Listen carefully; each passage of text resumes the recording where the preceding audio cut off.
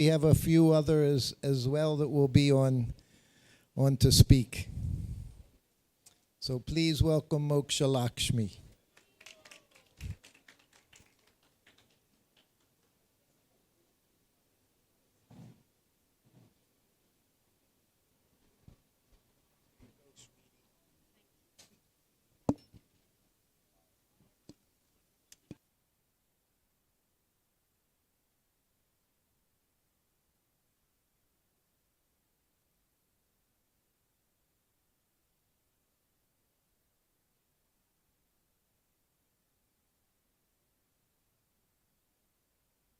Background.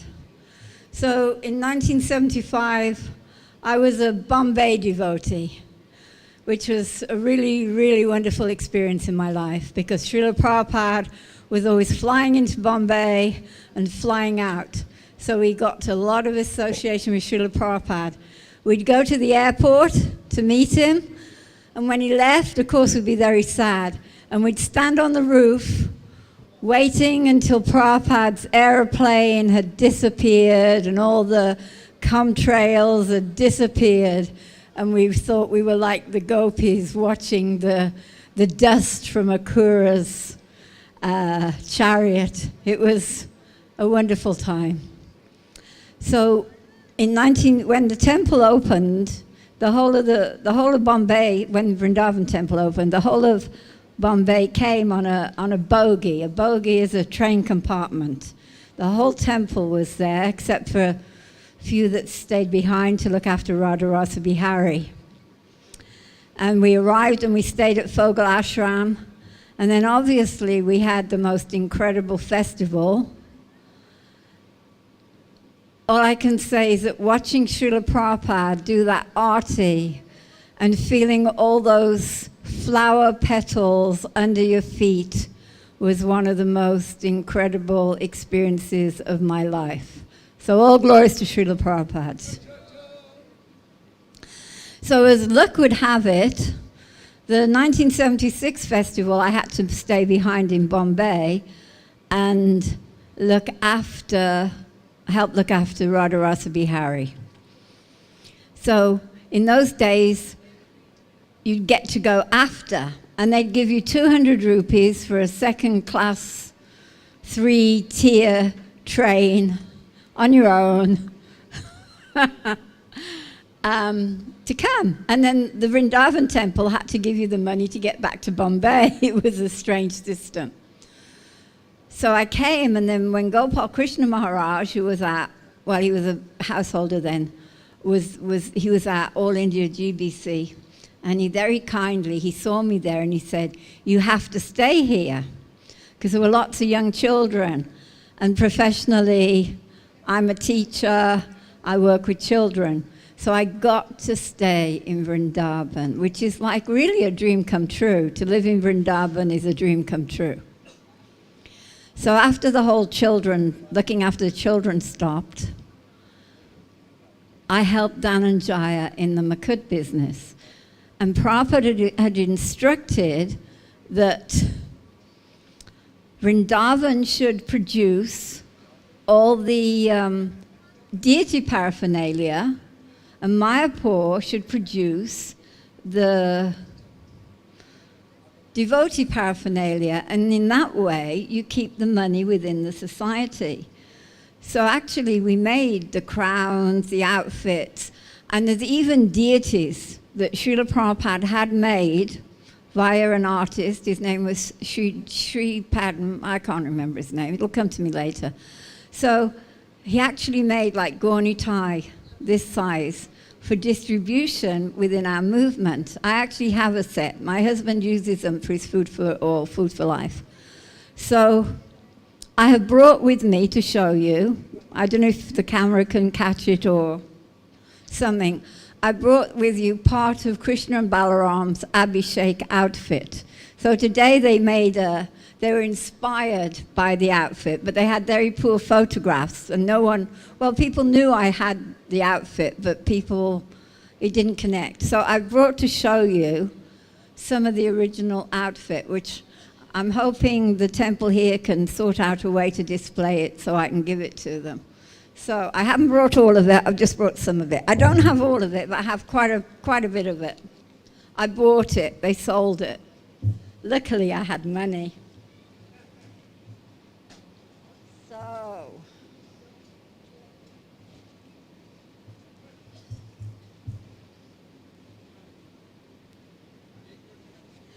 this is Radharani's veil. I'll stand up so you can see it.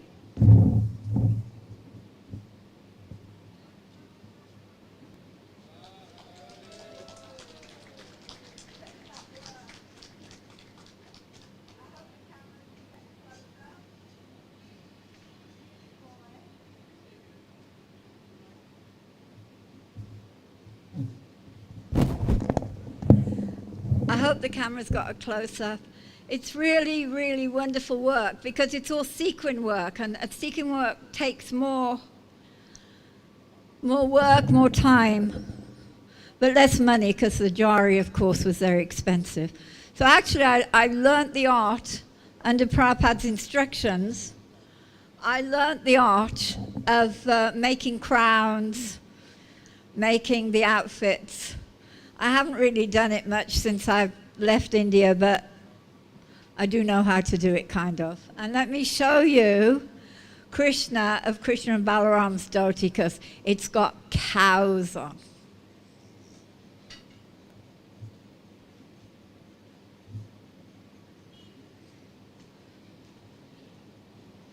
Now, it was made in chiffon, which is a delicate cloth. It's delicate, it flows.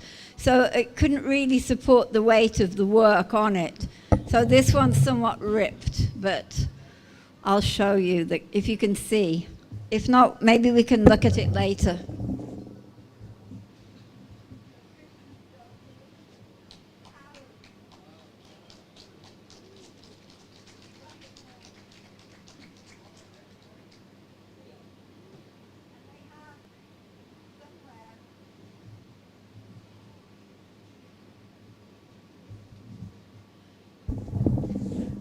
Someone they have embroidered on them which deity it belongs to. So Balaram's dhoti was blue, if I remember correctly, and Krishna's was red, and they looked so beautiful. So I did write a few notes of things that people who were here at that time hadn't mentioned. If you want to hear all my stories, they are on, I haven't listened to them, but they are on the internet. They're even in Russian, because I was in Ukraine and they were translating into Russian. So they are there somewhere. I wanted to complete Shruti Kirti's story this morning about the snake and how upset Srila Prabhupada was. So the next day, when Prabhupada gave the Bhagavatam class, it was like something I'd never seen or experienced before. It was like, someone's like shooting fireballs down the temple and you're kind of dodging them. Prabhupada was that upset. It was actually quite scary. And I know my god sisters who were with me in that class, we still talk about it and we still say, woo, because Prabhupada was so upset. And what he said was, I remember practically, I'm sure it's verbatim, Prabhupada said, just like a chaste wife doesn't go to another husband, the chaste devotee does not go to another spiritual master. He might have said guru. So that was a really big lesson for anyone who was in there. It was more than the words, it was the atmosphere and the, I was dodging, it was really a serious class. I've never seen Prabhupada like that before. And I've seen Prabhupada in many moods, happy, joking, sad even, but to see Prabhupada angry like that was a very serious, spiritual, if you like, wake-up call. So I've just jotted down some things no one's mentioned who lived there in those days. So I've always found Srila Prabhupada very inclusive. Prabhupada built a world, Prabhupada built a house for the whole world to live. And I saw when the Gurukul was opened, it was a big fanfare, Prabhupada walks around. I didn't walk around with him, but someone who walked around with him, I was waiting outside. And they said that Srila Prabhupada said, ISKCON, FISKCON, bring them in. So Srila Prabhupada wanted our schools for anyone who wanted to go. It wasn't an exclusive thing. And I think that's one of the wonderful things about Srila Prabhupada, how inclusive he is. Krishna consciousness is for everyone. Jai Srila Prabhupada. Oh, one interesting thing once. The guest house, as you all know. So originally, the reception to the guest house was kind of over in an office away from the stairs. So actually it was quite practical. Someone, I don't know who, decided that the reception should be moved to the stairs. Of course, it's in a different place now. And there was this whole hype about the reception moving, and they made a nice reception by the stairs. And Prabhupada came, and he didn't like that they'd moved the reception. And he said that you Westerners are always changing things. So I don't think Prabhupada was a great fan of things changing.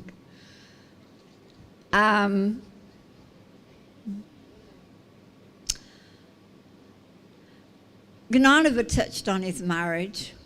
So there was one instruction Srila Prabhupada gave when I got married. Now, that was a complete disaster, but we won't go there. He said, I have no objection to marriage, but they should not become a burden to the society. So that's a good one. But it's also kind of prophetic, because the person who married, and I said it was a complete disaster, actually ended up owing the society $40,000 in back rent for an apartment in LA. So actually I think Prabhupada knew that. I think Prabhupada was telling him, don't become a burden. So in my mind, Prabhupada knew everything. I'm getting from Shruta. So there's one other story I wanted to tell, just because it's very touching. I'm not sure, it might have been Bombay and not here, but Prabhupada was preaching in Mauritius, and he had a car crash, and apparently he said he could see the car coming, and he said, although I don't know if Prabhupada did, because what Prabhupada said, we were all in his room with Prabhupada, I think it was Bombay, but I'm not sure, I have to check dates, and Prabhupada, he rolled up his dhoti up to his knee, and he showed us this swollen knee. And it was, I could, putting the tears away. And he said, Krishna saved me. He said, just before the impact, I took my stick and I put it like this. Imagine a stick, so the weight of the body is on the stick. And he said, Prabhupada said, Krishna saved me. So I tell this story because I want us to really, I'm preaching to myself here, don't take it the wrong way, really understand that actually Prabhupada, he walked through fire for us. It's just what Prabhupada did for us. He saved us. And haven't we all had a wonderful time this week? Hasn't it just been fabulous? It's just been like, wow. I know one time, this is actually at the manor, we had one of those flower cascading pushpanjalis. And afterwards I thought, wow, this is what it must be like in the spiritual world. This is what we'll be doing. And hasn't this week must be what it's going to be like when we all go back to Godhead. We'll be doing pushpanjalis, we'll be having boat festivals. And Prabhupada has given us this, to quote, the window into the spiritual world. He's given us this opportunity to taste what it will be like when if we, please Prabhupada, go back to Godhead.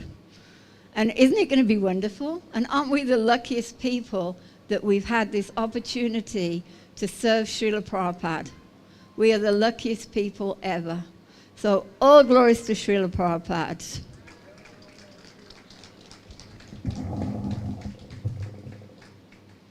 My things. Hare Krishna, thank you very much, Moksha Lakshmi. I got the first meet here, I believe, in 2003 when I moved to Bhaktivedanta Manor area. We met before, but just a little. Wow, that was different.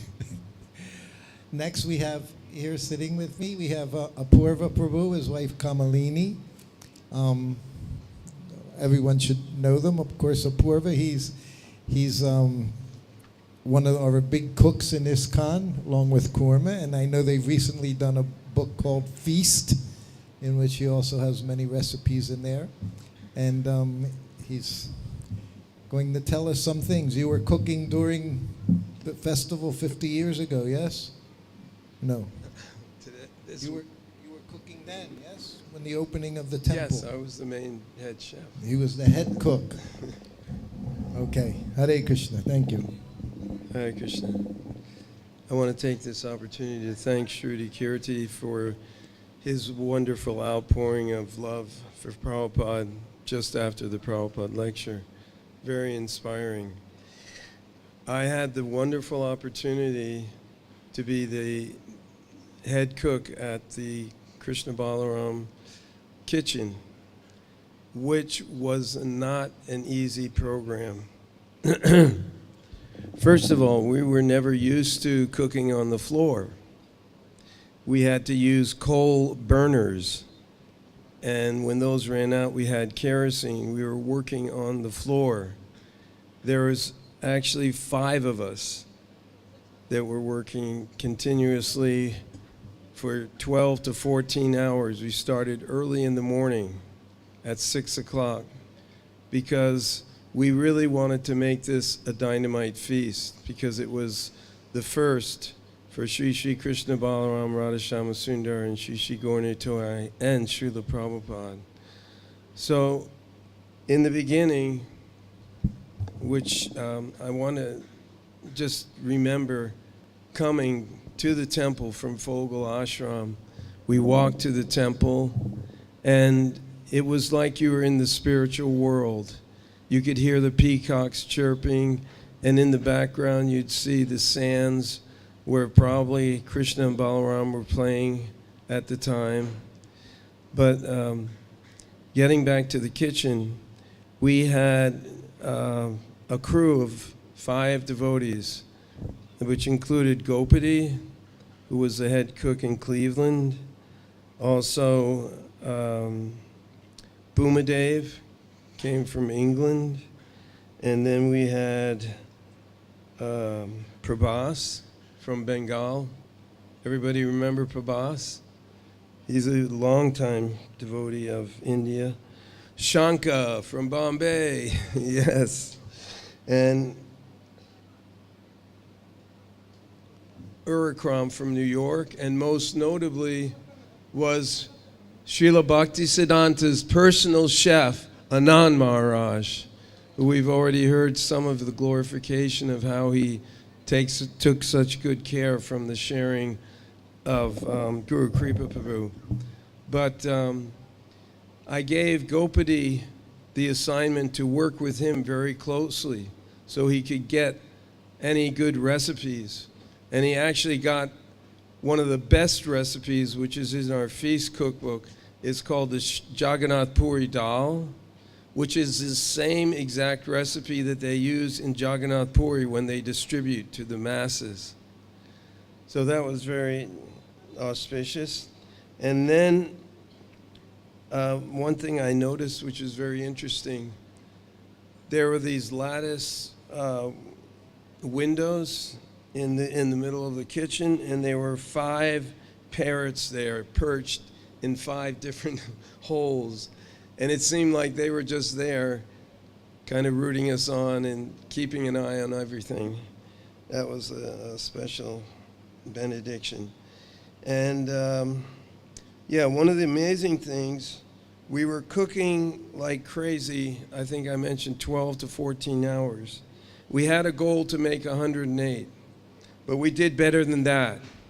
We did 138 preps And one of the reasons we were able to do that was we didn't have room on the altar, and we checked in with Narottam-Ananda. I don't know if he remembers that.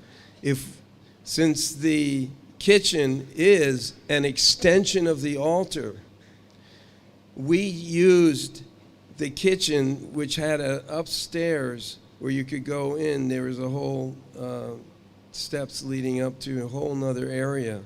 And what we did was, first of all, we had the 10 plates for the deities, which then had on it each, was it 12? I think 12 cups. Do you remember, Narottam? Yeah. And so then, so we can make 138, we put along the stairs of that altar, of the back room of the kitchen, we put plates with all the different offerings on it. And this way, because it's an extension of the altar, we made a facility for Sri Sri Krishna Balaram, Radhashama Sundar, Sri Sri Gaur Nitai, and Srila Prabhupada to come up and enjoy this most transcendental meal. And that was the complete story of my participation in the Krishna Balaram kitchen. Srila Prabhupada ki jai, Prasadam distribution ki jai, Sri Sri Krishna Balaram Radhashama Sundar. Hare Krishna. Thank you all for listening. Hare Krishna, thank you very much, Apurva Prabhu. Next, we're going to hear from Kapoor, Vijayta Prabhu, and his wife Arya Mataji. They're from Canada, but they actually joined in Juhu, ISKCON Society. So they'll both share some of their memories from 50 years ago here at Krishna Balaram Mandir. Very late. Okay, we get 10 minutes each, so it's 4 minutes too. Panchakalpatrubhyascha kripasindhubheva patitanam pavanebhyo vaishnavebhyo namo namaha. Hare Krishna. How's that? Good? Okay, I've got a script here. Dear devotees of Krishna, pranams to you all. I'd like to thank you all for making this Golden Jubilee such a special occasion.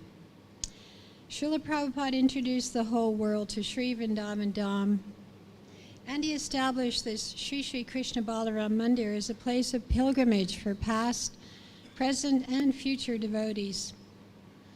Gratefully, his transcendental vision has stood the test of time, as there are now more pilgrims coming here daily than ever before.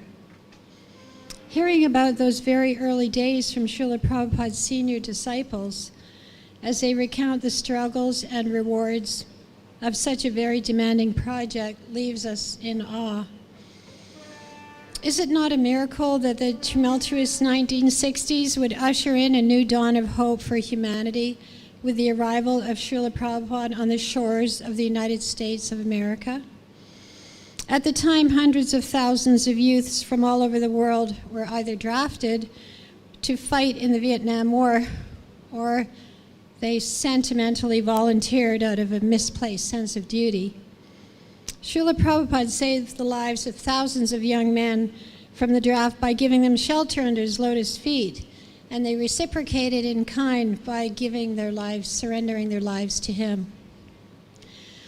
And as the movement slowly grew, Lord Krishna gradually brought together a group of his Prabhupada's disciples who were willing and able to devote their youthful energy in service to building this temple, for which we are eternally grateful. One primary disciple was Saurabh Prabhuji, who Prabhupada referred to as his architect.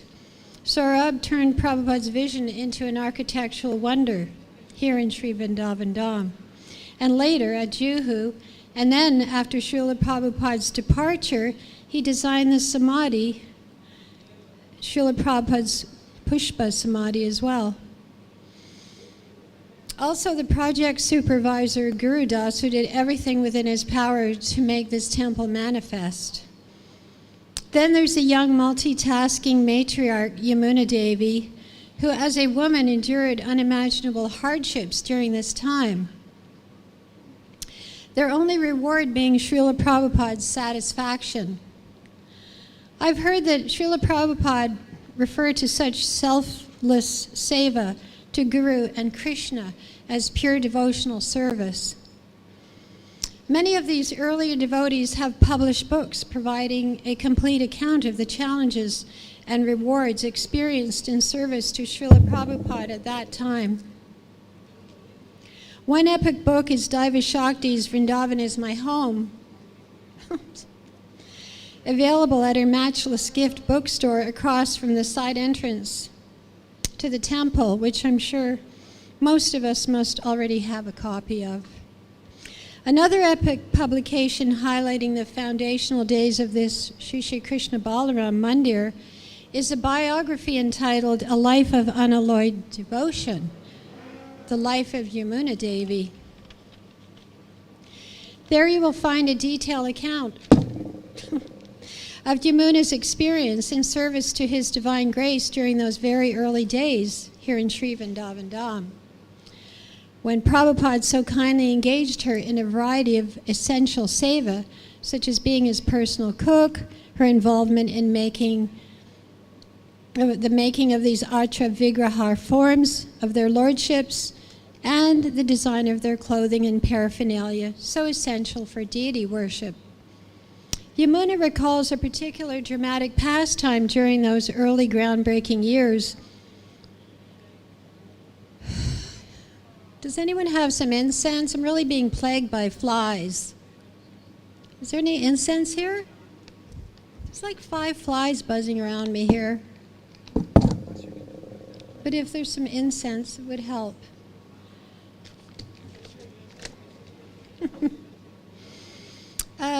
Yamuna recalls a particular dramatic pastime during those early groundbreaking years, which was one particular day when His Divine Grace asked her to see him in his quarters. Srila Prabhupada told Yamuna that one of his project managers had lodged a complaint that he saw her talking for some time with a visiting sannyasi who had just arrived from America. Srila Prabhupada told her, quote, "Where there is smoke, there is fire."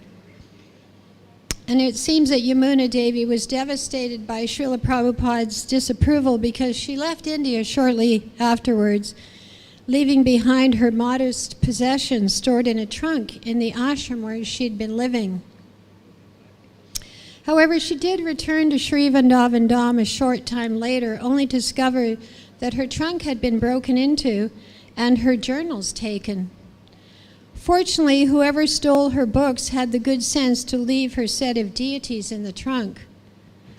Those cherished deities were a duplicate set of the small Radha Krishna deities installed here on the altar with Sri Sri Radha Shama Sundar, and they had been personally gifted to Yamuna Devi by Srila Prabhupada, as most of us already know. However, despite the loss of her journals, Yamuna Devi managed to recall with clarity the most minute detail of those early days spent in service to our dearmost Guru Dev Srila Prabhupada here in Vrindavan Dham. It's also very fortunate that the author of Yamuna's biography, Dina Tarni Mataji, thank you, was personally present during that early groundbreaking era, offering further support to Yamuna's recollections. These devotional publications are extremely valuable because they transport us directly to that time and place, because most of us weren't here at that time. We also were not here.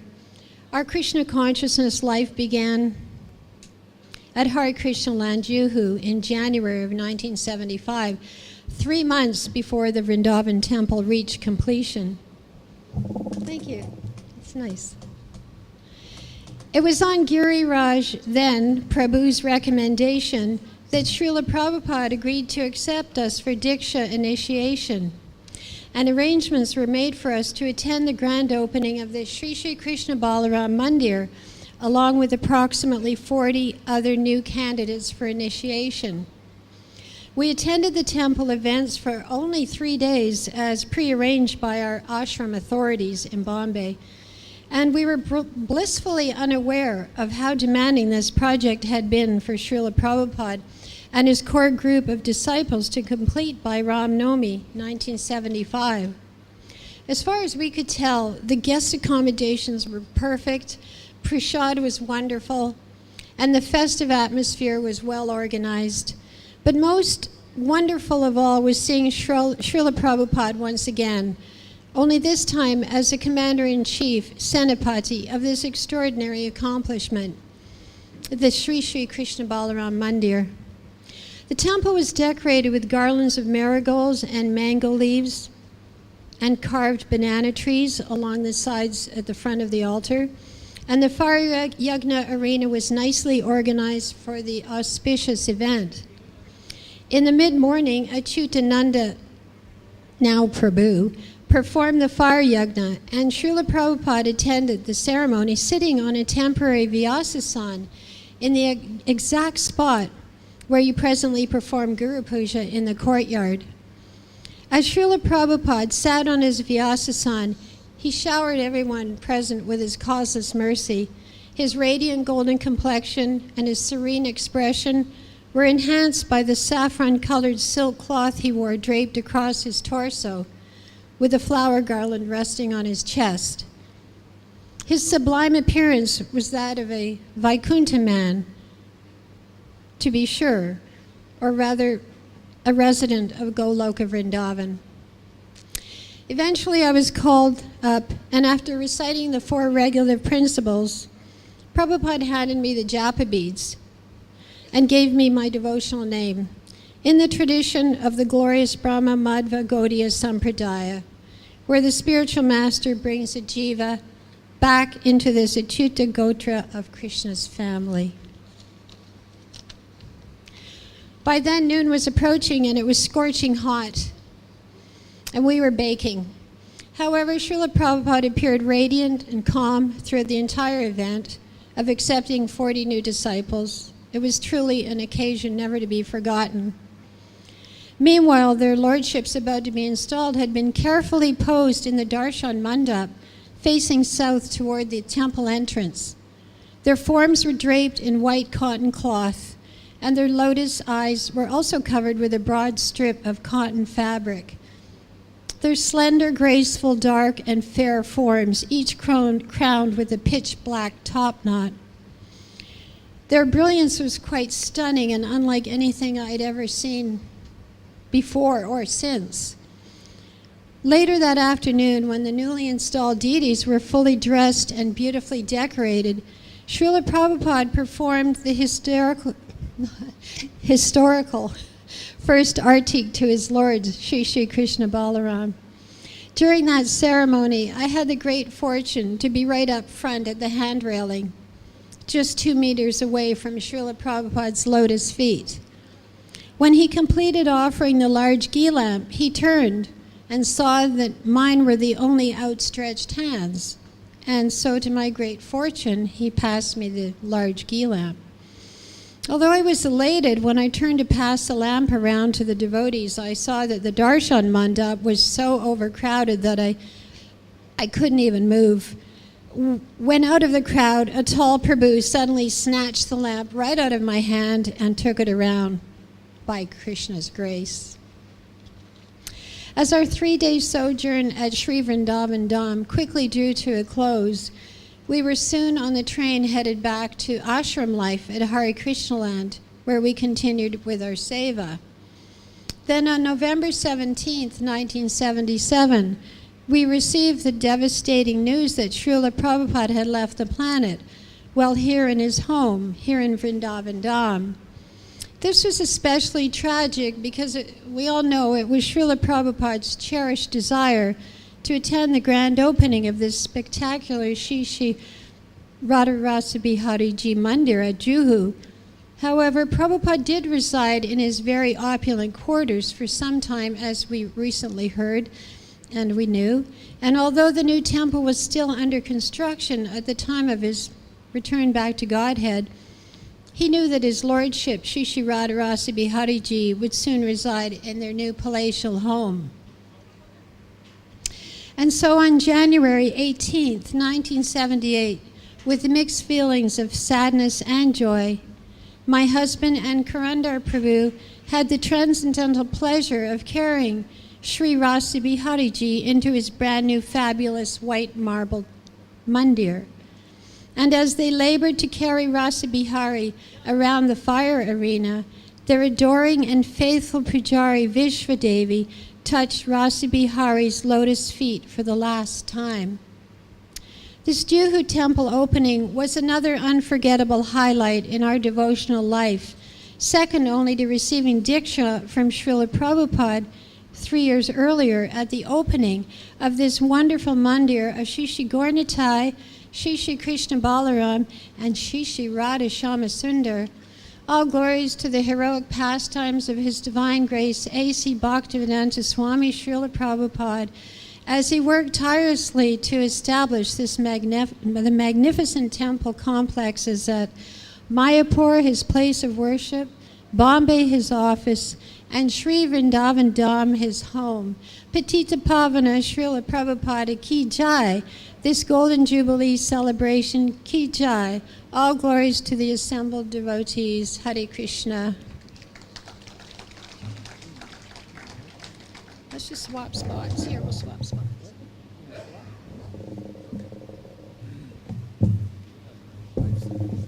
Hare Krishna. I'm going to keep this short. I'm just going to tell you 4 things. 1, what were the extraordinary things that we learned and saw on our journey to end up on October the 10th of 1974, entering into the frontier of India for the first time. Back in the late 60s, early 70s, Srila Prabhupada was changing the world, starting in America, as we all know. But many of us did not know at that time.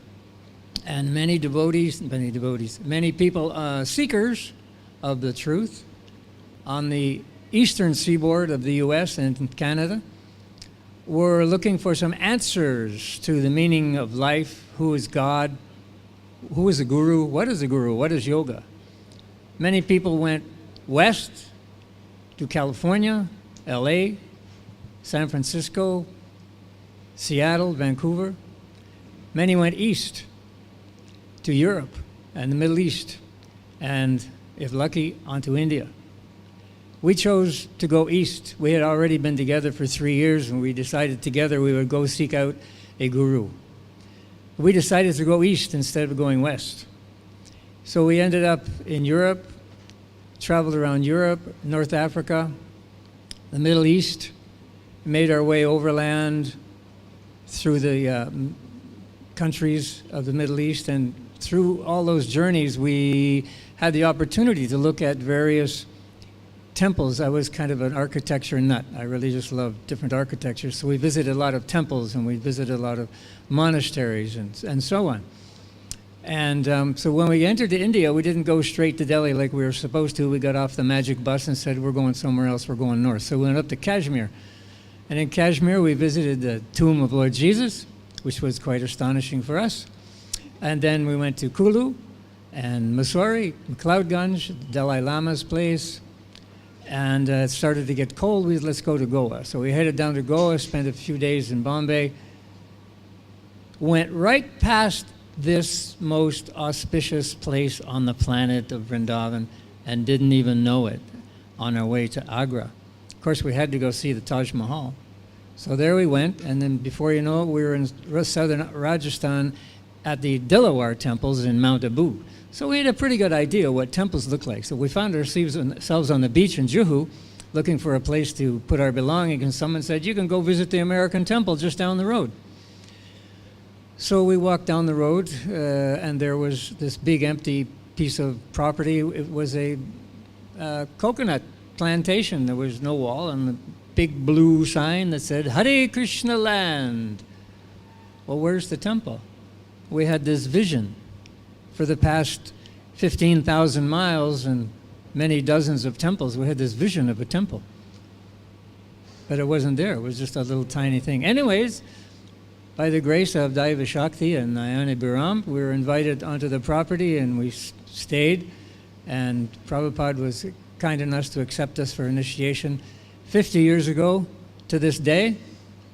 And we came on the bogie Mataji was talking about and jumped on a Tonga cart. That's when the vision of real serenity took hold. After spending all these times across 18,000 miles and looking for something, when we finally got on that Tonga cart and headed towards this Dham, we realized that this was what we were looking for. But the difference was magnificent, and that's the second thing. The second thing we noticed was this Dham is not of this planet. It may look a bit helter-skelter at the moment, but when you look at old pictures and listen to old recollections, you'll see that the heart of this Dham is not physical, it's spiritual. And when you embrace the spiritual reality of living and even just visiting the Dham, you'll see that there is no other place on this planet like this. And the third thing I wanted to talk to you about was a very small, short, little thing, little pastime of Srila Prabhupada's, which took place in Bombay. As Mataji said, we had a great opportunity to spend a lot of time in Prabhupada's presence when he was in Juhu. One time in the Darshan Mandap, no, not Darshan Mandap, it was in his room, actually. They have these little things on the wall. They crawl up and down. They used to call them tick-ticks. It's kind of like a little gecko thing. You've probably seen them. I saw a big one the other day. And almost anybody could come up to his room in his darshan at that every night.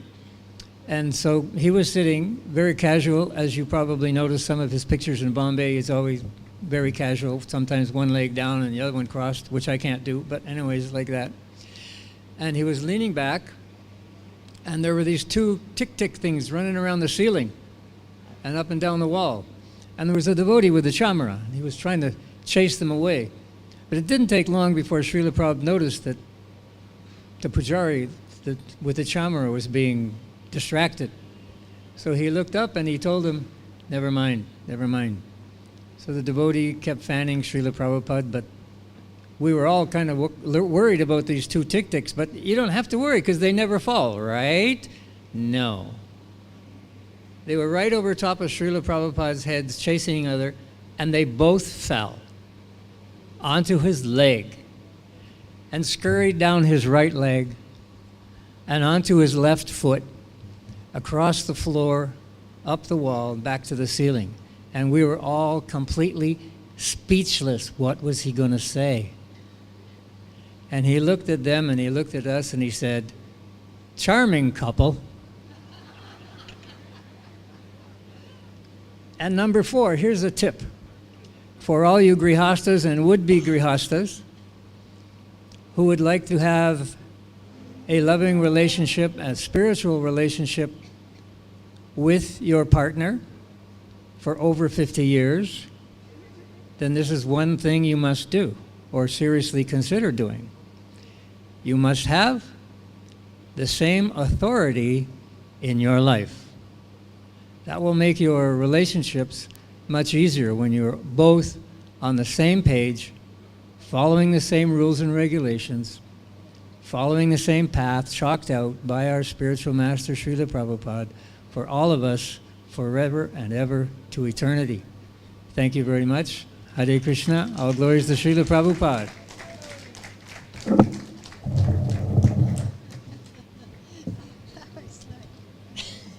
Oh, that's yours.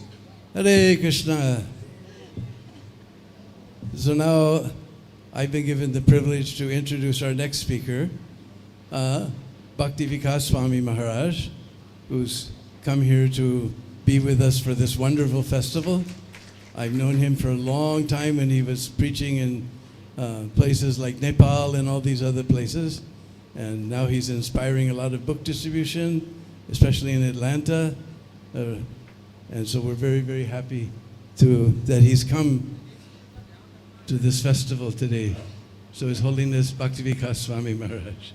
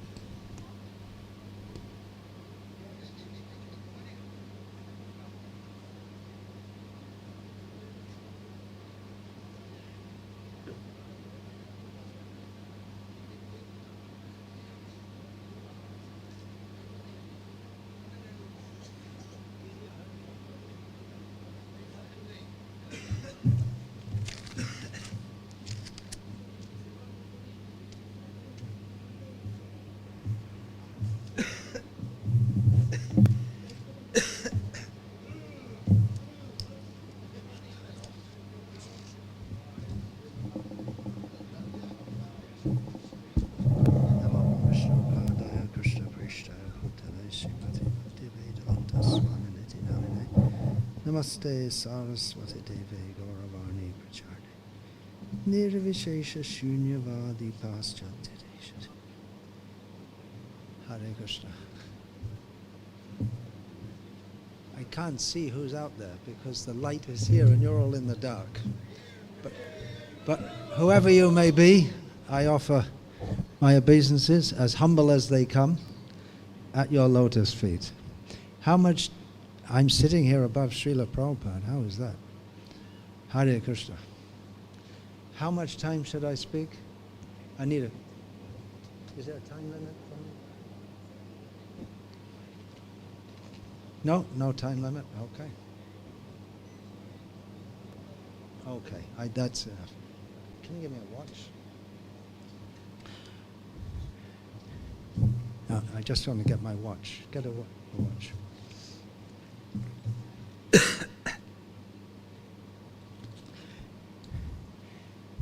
I don't have many memories of Vrindavan with Srila Prabhupada because I first came in 1976 and was one of the crowd, you could say. Not part of the inner crowd. I just joined the temple opening, which is going, watch. Incidentally, I don't know if anyone pointed that out, it's not covered in the Prabhupada Lilamrita, the Vrindavan temple opening. It talks about the preparations, but the actual opening and Srila Prabhupada's triumph is not mentioned there. I just joined in London, and I didn't even know there was a temple opening until sometime afterwards, when all of a sudden the number of devotees increased. And I asked, what's happened? There's so many devotees. Oh, they all just came back from Vrindavan, the temple opening. Somehow or other, I'd been around for a few weeks and no one told me about that. I was a very young boy at that time, and many devotees were already thickly in Srila Prabhupada's service. I was very young, 18 years old when I joined. And I went in 76, then again in 77 I went to Vrindavan. But my relationship with Vrindavan has been defined largely by a statement I saw of Srila Prabhupada in one letter, in which he said that Vrindavan is for inspiration and our real work is all over the world. So even though I've lived in India most of this life, there are many of my godbrothers and godsisters who have spent much more time in the West, who actually know Vrindavan and visited Vrindavan and been around the places much more than I have. And I also feel that some qualification is needed to enter here. Anyone can go, but Vishaya Charya Kobe Shuddha Hobe Mon Tobe Hamaherabo Sri Vrindavan. actual going to Vrindavan is giving up sense gratification and being blessed by the mercy of the 6 Goswamis and Chaitanya Mahaprabhu, which we all received through Srila Prabhupada. So I don't have so many memories. If I have a little time, I'll get around to those few memories of Vrindavan when Srila Prabhupada was here. One observation is that we could consider why Srila Prabhupada called this the Krishna Balaram Mandir and put Krishna Balaram on the central altar. He said that, he wrote that the purpose is to, I'm paraphrasing, to show to the world Brajendra Nandan Jai Shachi Shuta Hoilo Se Balarama Hoilo Nitai. That Chaitanya Mahaprabhu and Nityananda are Krishna and Balaram. And we might just consider, how do we, from here, how from this temple, is that being realized? Is that being taught? Mostly, and it's unsurprising, the devotees here and the visitors mostly tend to gravitate toward Radha Shama Sundar, but Srila Prabhupada called it the Krishna Balaram temple. Now, by the preaching of Srila Prabhupada, which is continuing with his movement, the tremendous change from the 1970s, the reception of ISKCON and the Western devotees, and we can go to public meetings and openly declare Krishna is the Supreme Personality of Godhead without getting interrupted within about 3 seconds by someone declaring that no, you don't know. There are all many gods and you can't be a Hindu, you have to be born a Hindu. And things have changed a lot. But still, people don't know Chaitanya Mahaprabhu. That should be one of the missions of the devotees of, or the followers of Srila Prabhupada within India especially. People have a general idea of Krishna, and they may have heard of Chaitanya Mahaprabhu. But Srila Prabhupada came as the Senapati Bhakta of Chaitanya Mahaprabhu. And that should be a mission. I'm just suggesting here from Krishna Balaram Mandir, consciousness, Krishna consciousness. Krishna Chaitanya means Krishna consciousness. It literally translates like that. So that's just a thought. Congratulations to all the devotees who have served here throughout the years. It's not an easy place to serve, apart from the cold and the heat and the diseases that Western devotees previously more so tended to get, and the austere conditions. But it's always been a difficult place in as much as it's a very testing place. Mayapur is more a place of mercy, but here in Vrindavan we're told that you can make a lot of advancement. Whatever you do, you get 1,000 times more result. And you also have to pay 1,000 times more for offenses. It's a very difficult place, and I especially like to congratulate those who've been the temple presidents here, especially Panchagora Prabhu, who has been the temple president here for 14 years. And just and I always think that it's the most difficult service in ISKCON, more than being the head of the GBC, which is a difficult service, no doubt, having to deal with we're all lucky. If you're not on the GBC, think yourself lucky, because the kind of things they have to deal with all the time.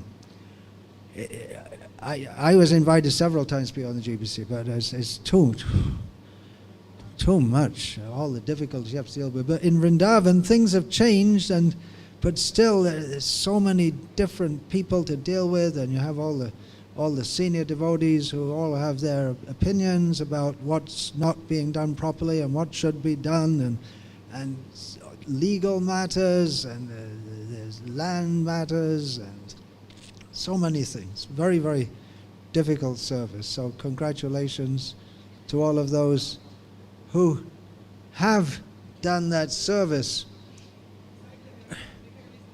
We might have hoped to have seen some more devotees here. Of course, we miss, many have passed away also who were thickly involved in the construction of this temple and who were there at the opening. But we would have hoped to have seen Guru Das Prabhu and Pradyumna, among others. But in 2 years' time is the 50th anniversary of Srila Prabhupada's passing away, and that will be the next mega festival.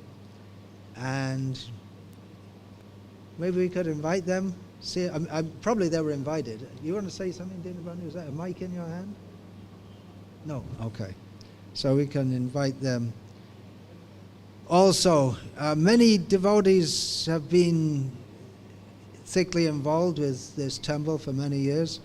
Of course, His Holiness Gopal Krishna Goswami Maharaj just recently left, has been, even before the opening, was thickly involved. Indra Prabhu is very famous. Dinabandhu Prabhu is rightly very famous. He's Brijbasi, bringing Vrindavan all over the world. How about Mukunda Datta Prabhu? There are two in Vrindavan. I'm referring to the head pujari. He's been head pujari here for, 43 years? 43 years! That's another difficult service anywhere, to be a head pujari anywhere.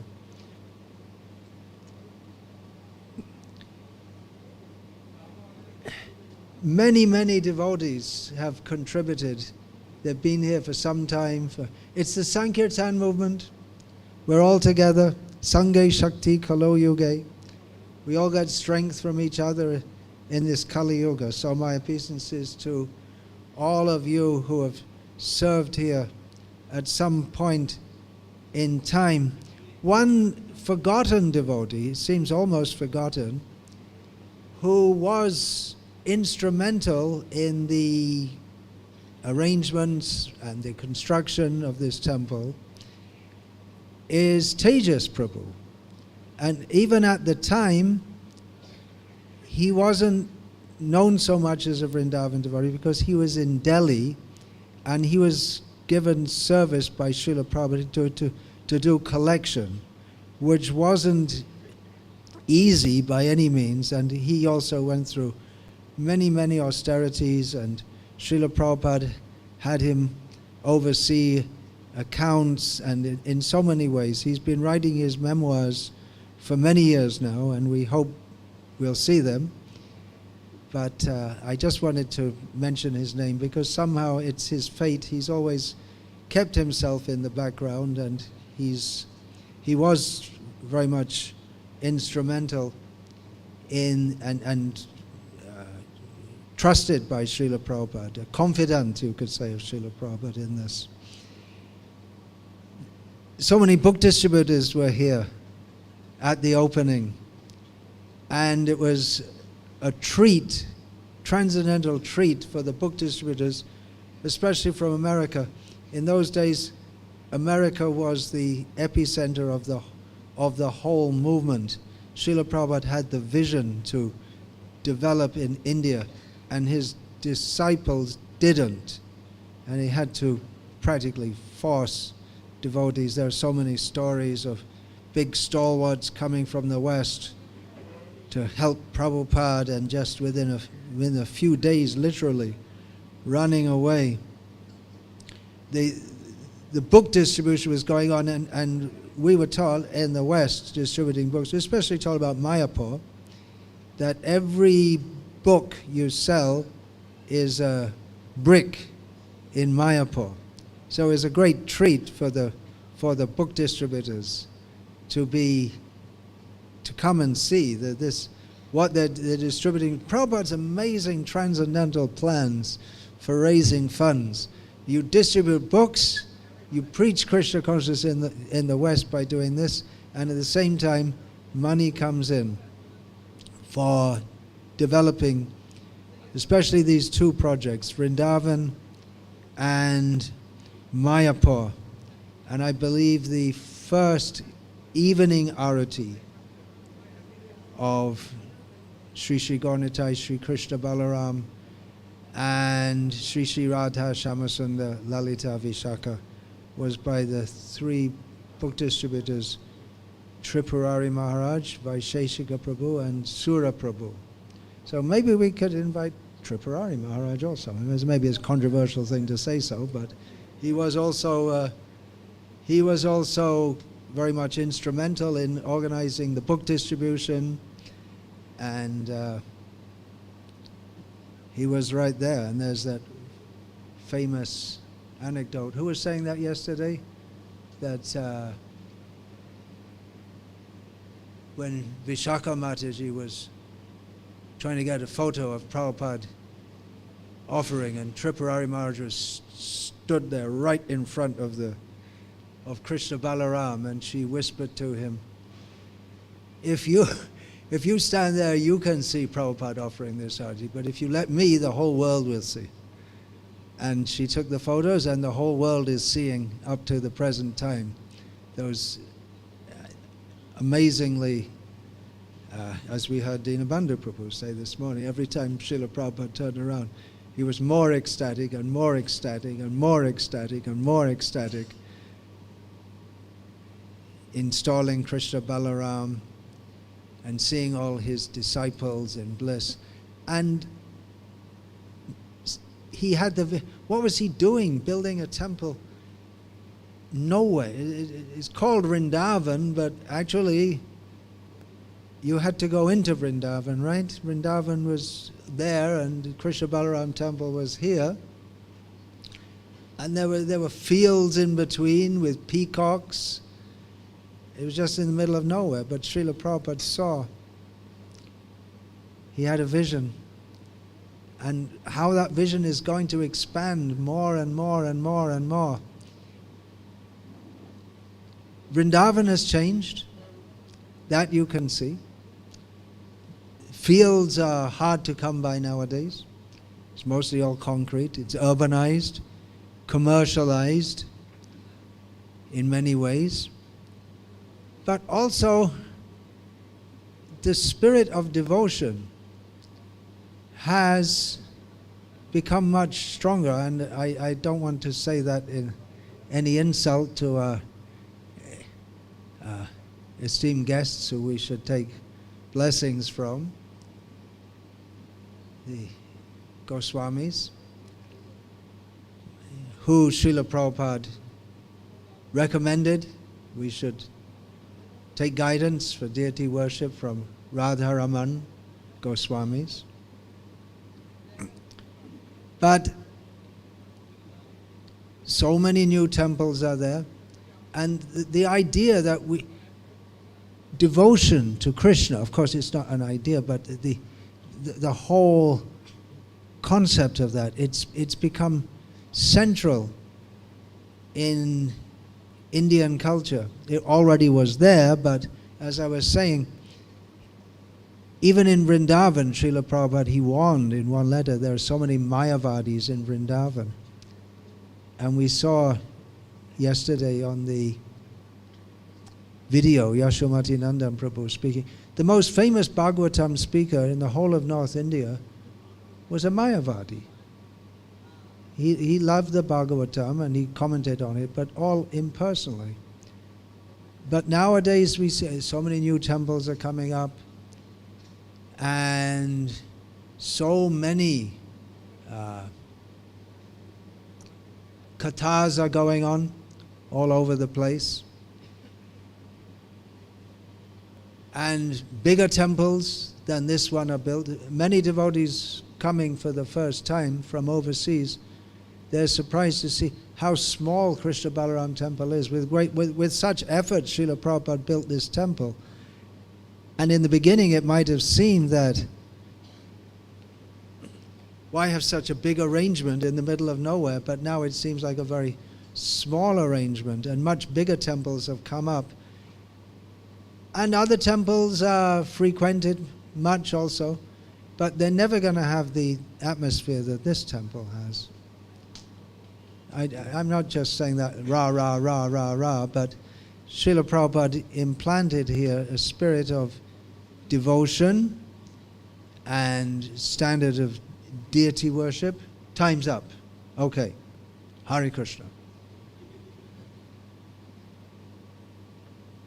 All right, I have to do what the town president says, right?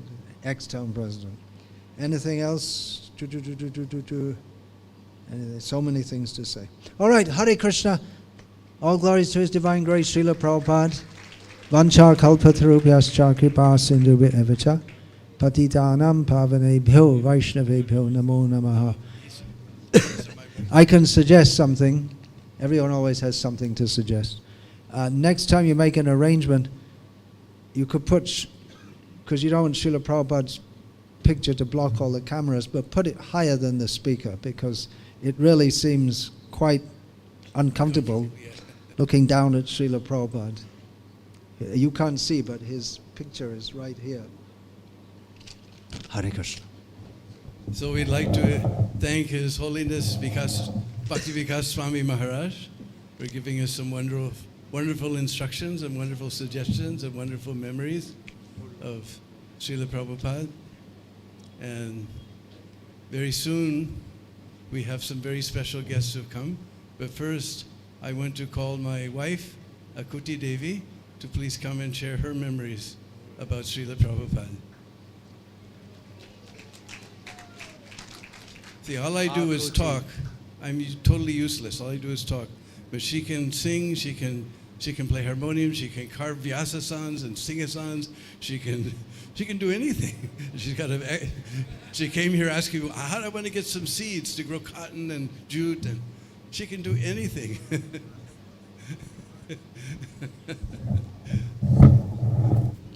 Glories to Srila Prabhupada. You used to be able to buy T-shirts that said, I lost my shoes in Vrindavan, or I lost my heart in Vrindavan. There should be one, I lost my husband in Vrindavan.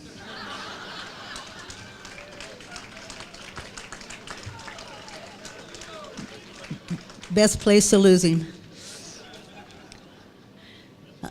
In Los Angeles in 1971, it must have been, I remember Prabhupada saying that all my disciples should go to India, become enlivened, and come back and preach. And so then I thought, wow, when will that day come? And finally in 1975, managed to get a ticket and arrived in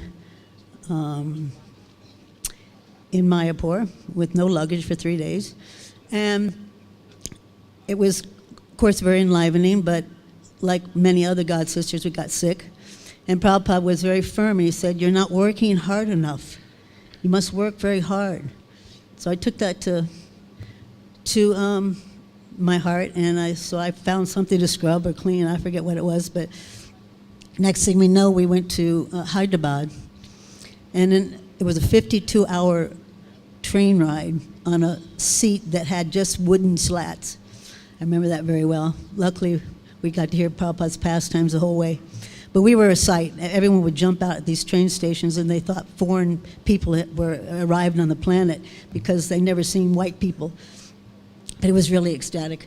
And then in Hyderabad, the thing that I remember the most was that Achyutananda was on stage, and he was so bold.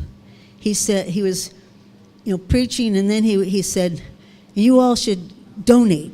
I want all you women to send up your gold bangles.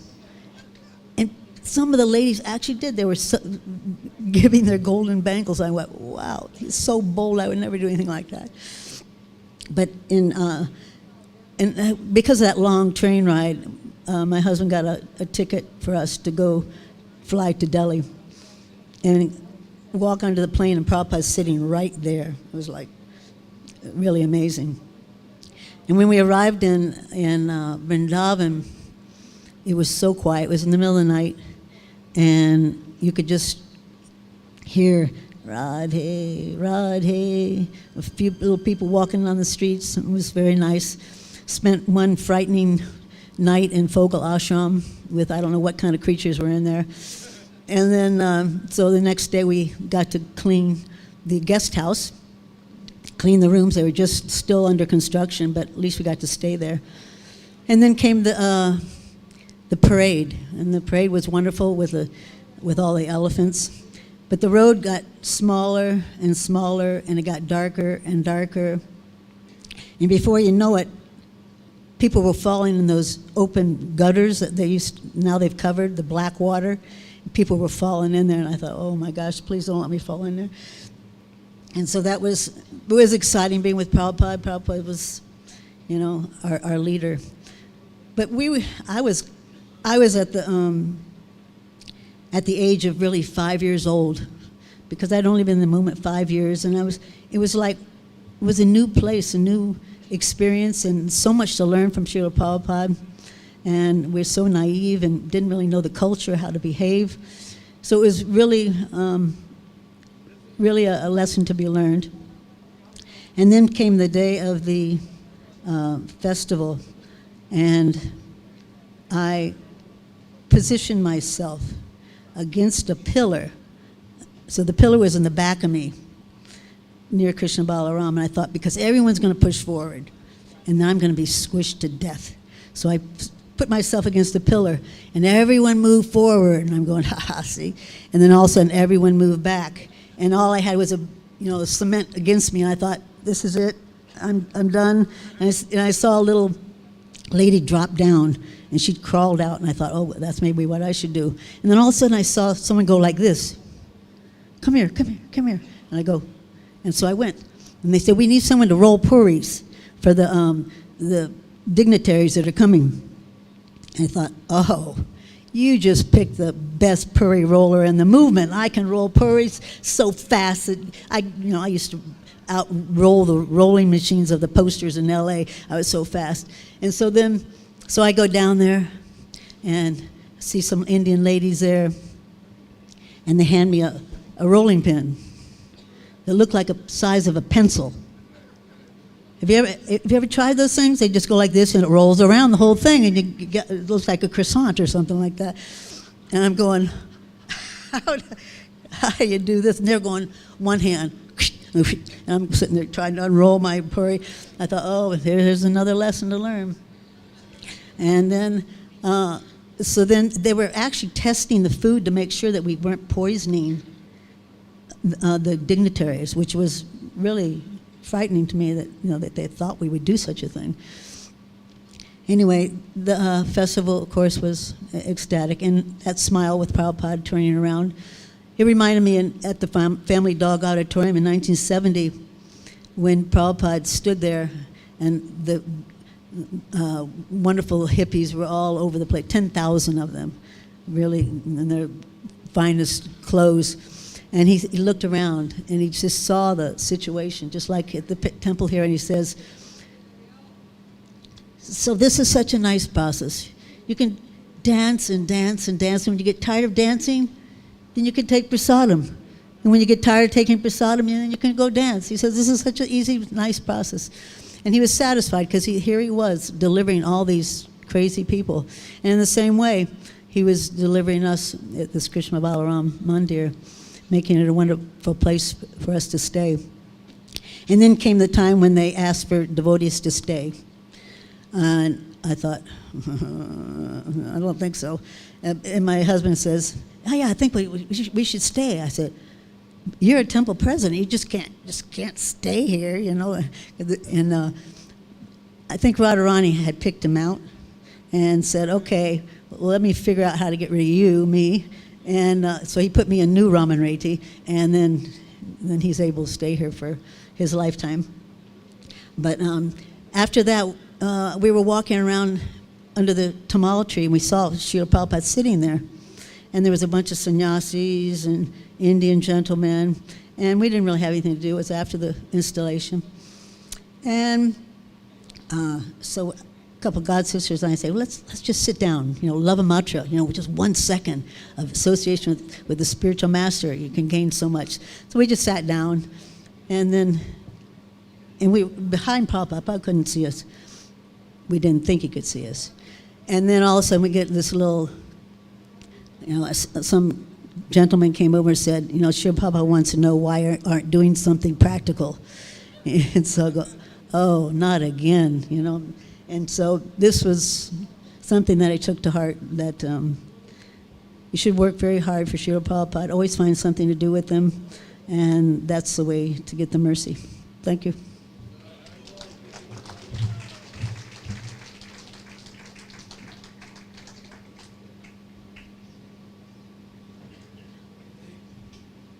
Hare Krishna.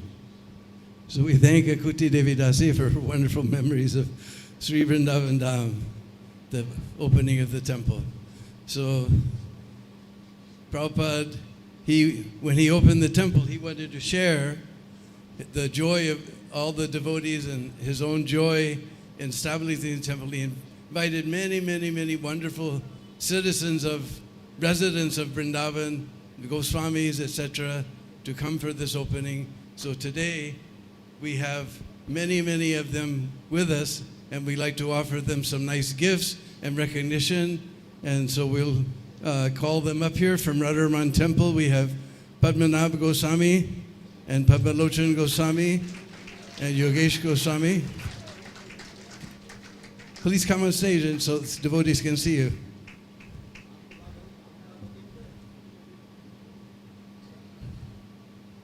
Radharaman Temple has a long relationship all the way back to Bhakti Vinod even.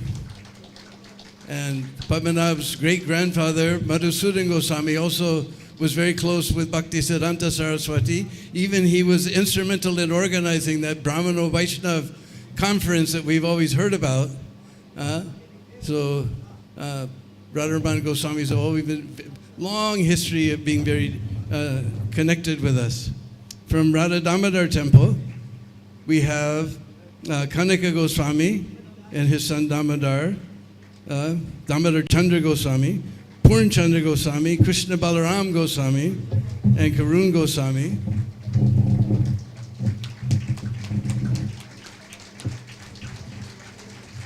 From Sringarvat, we have a very dear old friend of mine named Dhruva Goswami.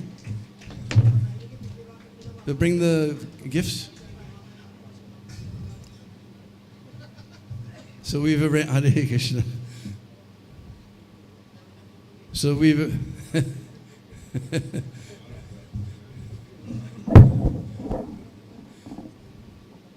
so we've brought gifts for all of them, and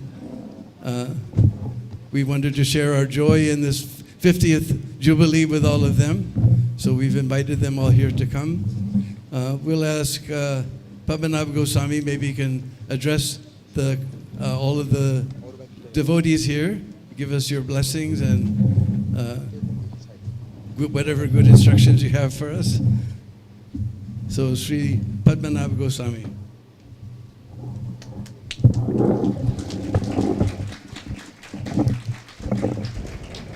वाञ्छाकल्पतरुभ्यश्च कृपासिन्धुभ्यश्च पतितानां पावनेभ्यो वैष्णवेभ्यो नमो नमः. This is a great pleasure to assemble all the Goswamis from the Vrindavan temples and the disciples of Srila Prabhupada and all the devotees from the different part of the world. I am the fortune that I was on the opening ceremony of the Krishna Balaram temple, Ram Navami in the 1975. Because Srila Prabhupada, he was very close with my father, and he invited my father, Sri Vishwambar Goswami, on this occasion. And I was 20 years old, so I came with my father, and I was the witness, I am the witness, the opening ceremony of the Krishna Balaram temple. Actually, Srila Prabhupada, first he came to Vrindavan with the Western devotees in 1971, and he stayed in the Sarab Bhavan. and with some Western devotees. I know few, Sachinandan Prabhu and Guru Das, Mother Jamuna, Guru Kripa, and some devotees.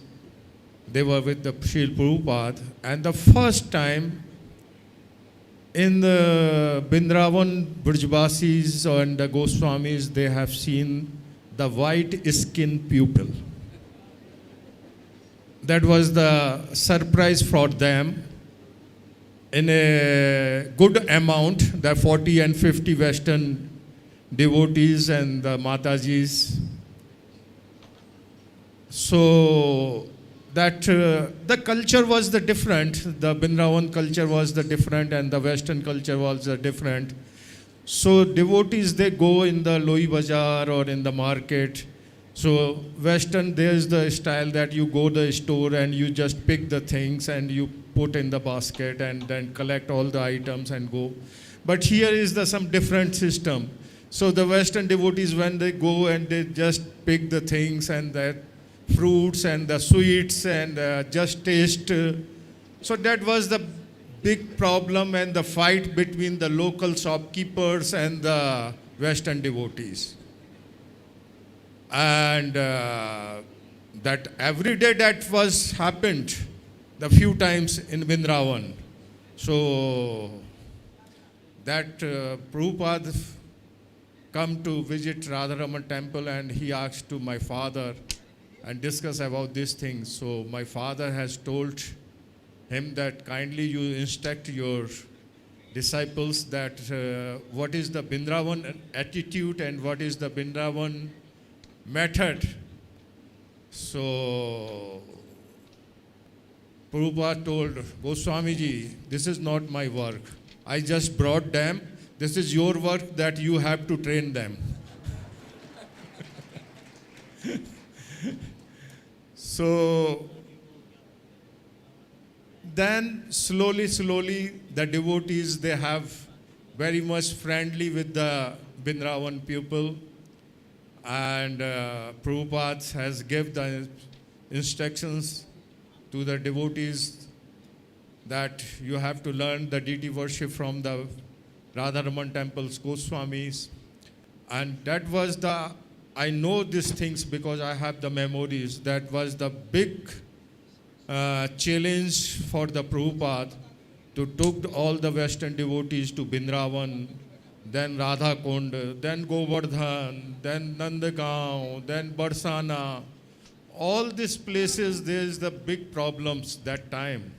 The language problem also. The local people, they cannot speak the English and they cannot understand the English. But that was the big problems that times.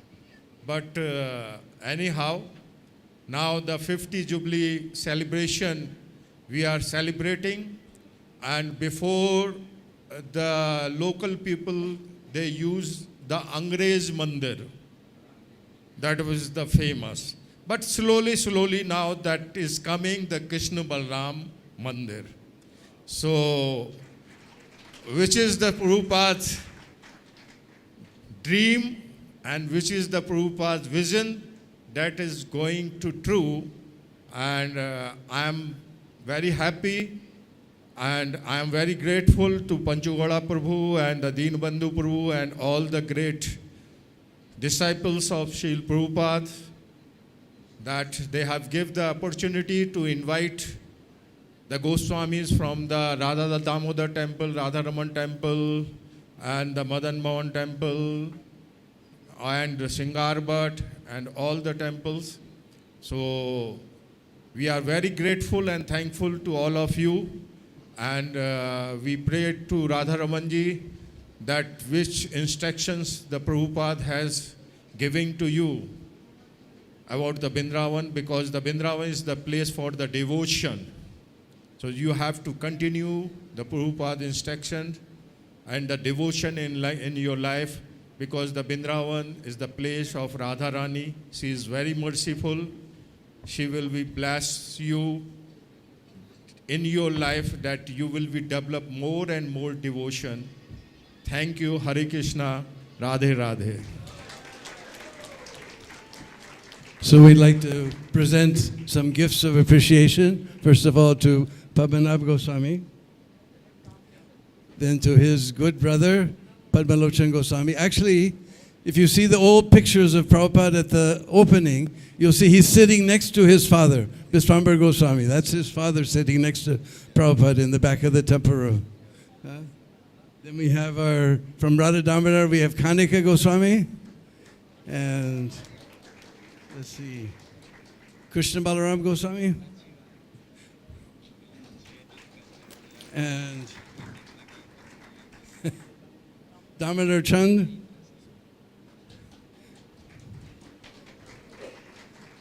And who else?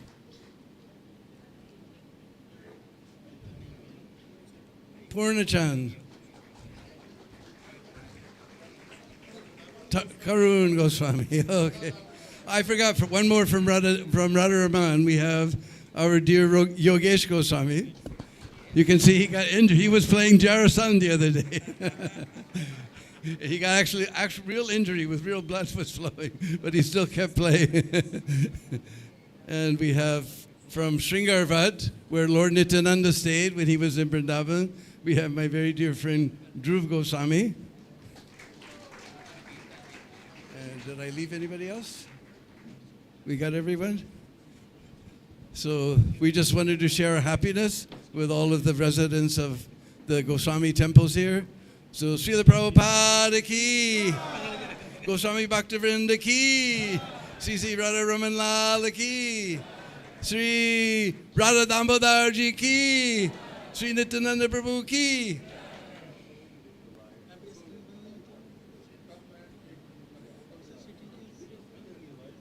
Okay.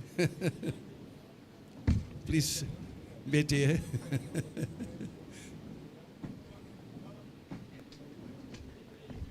Huh? Okay, so we have another very special guest today. Our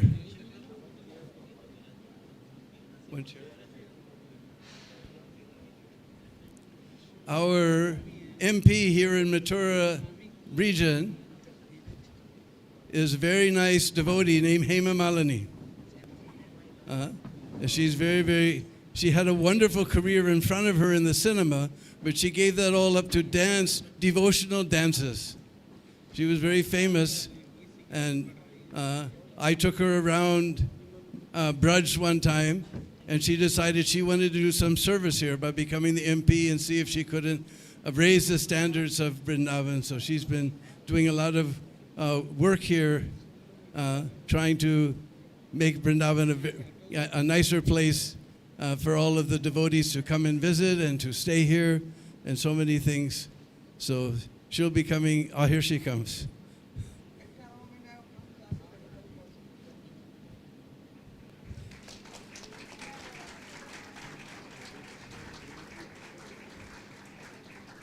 For those from America, MP means like a senator.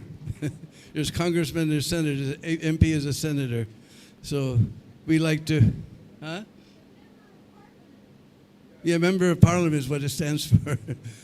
But that's, for those Americans, that translates as senator. So we'd like to invite Hema Malini to come and share her happiness with us on the 50th Jubilee of Krishna Balaram Mandir.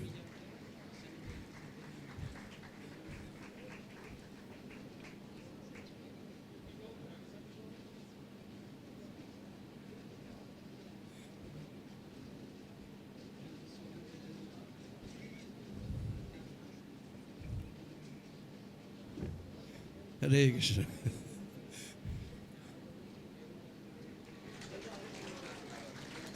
Where's the microphone? I don't. Where's the microphone?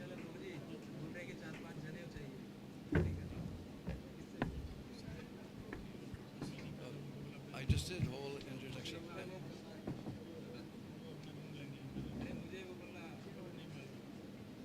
Okay, I'll sit down.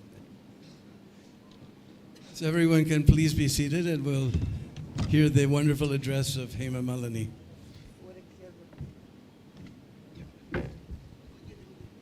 Where's the microphone?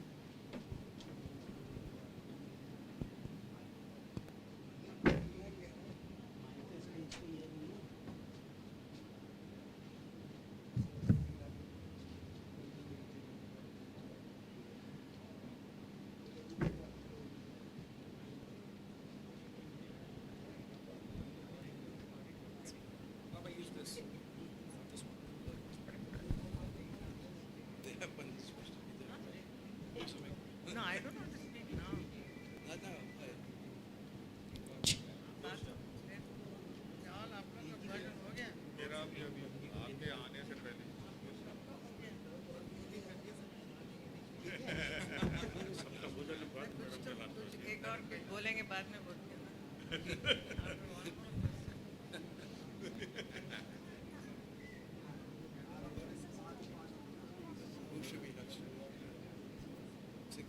Representative of Damodar, so she's asking questions.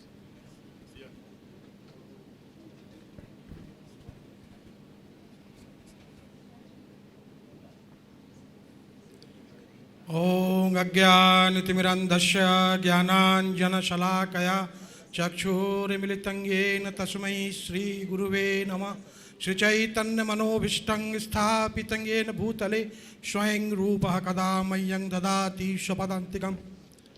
मंचासीन गोस्वामीगण, हमारे सांसद और वैष्णवगण, सभी को कोटि कोटि नमन, वंदन और अभिनंदन। आज बड़ा हर्ष का विषय है जो 50 साल पूरे हुए हैं। प्रभुपाद जी, हमारे ग्रैंडफादर गोराचांद गोस्वामी, हमारे पिताजी निर्मल चंद्र गोस्वामी, इन दोनों के बहुत ही क्लोज थे। हमारे बाबा ने प्रभुपाद जी को राधा दामोदर मंदिर में रखा और राधा दामोदर मंदिर में प्रभुपाद जी ने 6 साल साधना की। First time Sanskrit to English translate Shrimad Bhagavad Gita उसी रूम में बैठ के उन्होंने किया। प्रभुपाद जी के समय हम नाती की तरह, बच्चे की तरह मंदिर में खेलते थे। वो हमको लड्डू प्रसाद देते थे और हम बड़े बच्चों को मिठाई मिल जाए तो बच्चे बड़े खुश होते थे, तो मिठाई उनसे मिलता था। उसके बाद जब प्रभुपाद जी इस्कॉन मंदिर में रहे, अपने बाबा के संग मैं प्रभुपाद जी से मिलने आता था। तो प्रभुपाद जी से जब मिलने आता था तो कुछ भक्तों ने हमारे बाबा को बाहर बिठाया था। तो प्रभुपाद जी ने कहा, जब भी उनके बाबा आए उनको सीधे भीतर लेके आओ, उनको वेट मत करने दो। प्रभुपाद जी परिवार की तरफ प्यार करते थे और प्रभुपाद जी उस समय मुझको 3 रुपये दक्षिणा देते थे, इतना प्यार करते थे। एक पारिवारिक संबंध था। तो आज बहुत ही आनंद है कि प्रभुपाद जी के सब सीनियर भक्त, हमारे दीनबंधु प्रभु, पंचगौड़ा प्रभु, बहुत सुंदर रूप से मंदिर को इतना अच्छा प्रभुपाद जी कृपा से चला रहे हैं, जो कि सराहनीय है।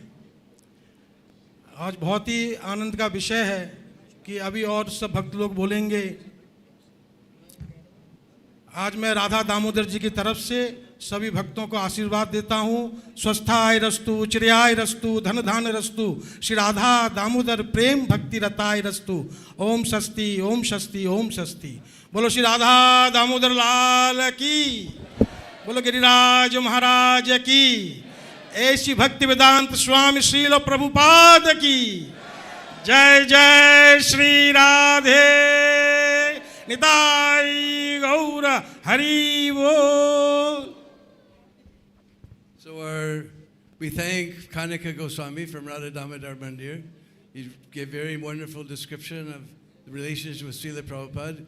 Sri Damodar Chandra Goswami will give you the translation in English. Hare Krishna. Jai Radha Damodar. Just right now, Father Maharaj spoke about the relation with Srila Prabhupada and Sri Radha Damodar Temple. Radha Damodar Temple and Srila Prabhupada ISKCON Temple is always a family for us. We always feel together because since a long, why Srila Prabhupada and all the devotees, disciples, still they give so much love and respect. Srila Prabhupada, my great grandfather, he allowed him to stay at Radha Damodar Temple. Just he spoke. Prabhupada stayed there for 6 years and 3 years he continued coming and going. He translated now each and every house, each and every country, devotees are reading Bhagavad-Gita as it is. That he translated into English in the rooms of Radha Damodar. And just he shared his experience about the Krishna Balram temple. That time, father with his grandfather he used to come and meet Prabhupada.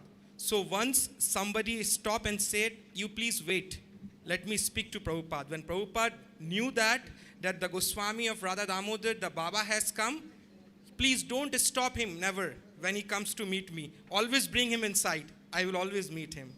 And the best part is, my grandfather used to get 10 rupees as a Goswami Dakshina Srila Prabhupada used to give.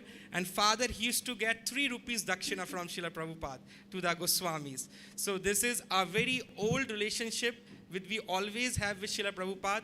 Radha Damodar is one of the temple still today we celebrate the appearance day and the disappearance day of His Divine Grace Srila Prabhupada, still now. So I pray to Radha Damodar today on the 50th Jubilee. Here we all are here, and this relation and this, the Krishna preaching, Chaitanya Mahaprabhu's preaching should be there all the time with everyone.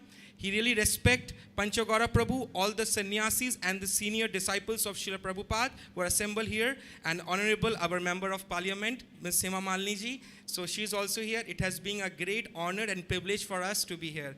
Once Hare Krishna, Hare Krishna, Krishna Krishna, Hare Hare, Hare Rama, Hare Rama, Rama Rama, Hare Hare, Shri Ramchandra Bhagwan ki, Hare Krishna.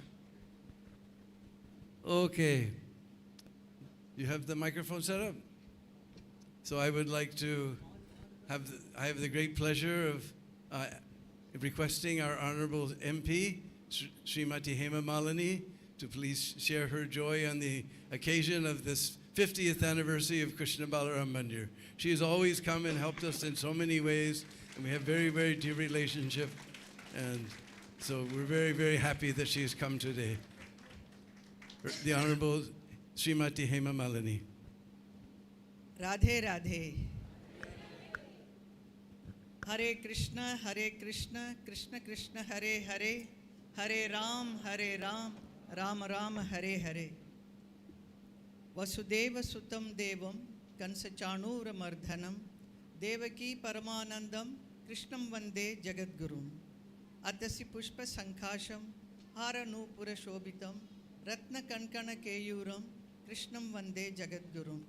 Kutilalaka Samyuktam, Purna Chandra Nibhananam, Vilasita Kundaladharam, Krishnam Vande Jagadgurum, Mandara Gandha Samyuktam, Charuhasam Chaturbujam, Barihi Chitta Pichava Chudangam, Krishnam Vande Jagadgurum, Hare Krishna, Krishna Krishna, Hare Hare, Hare Ram, Ram Ram, Hare Hare.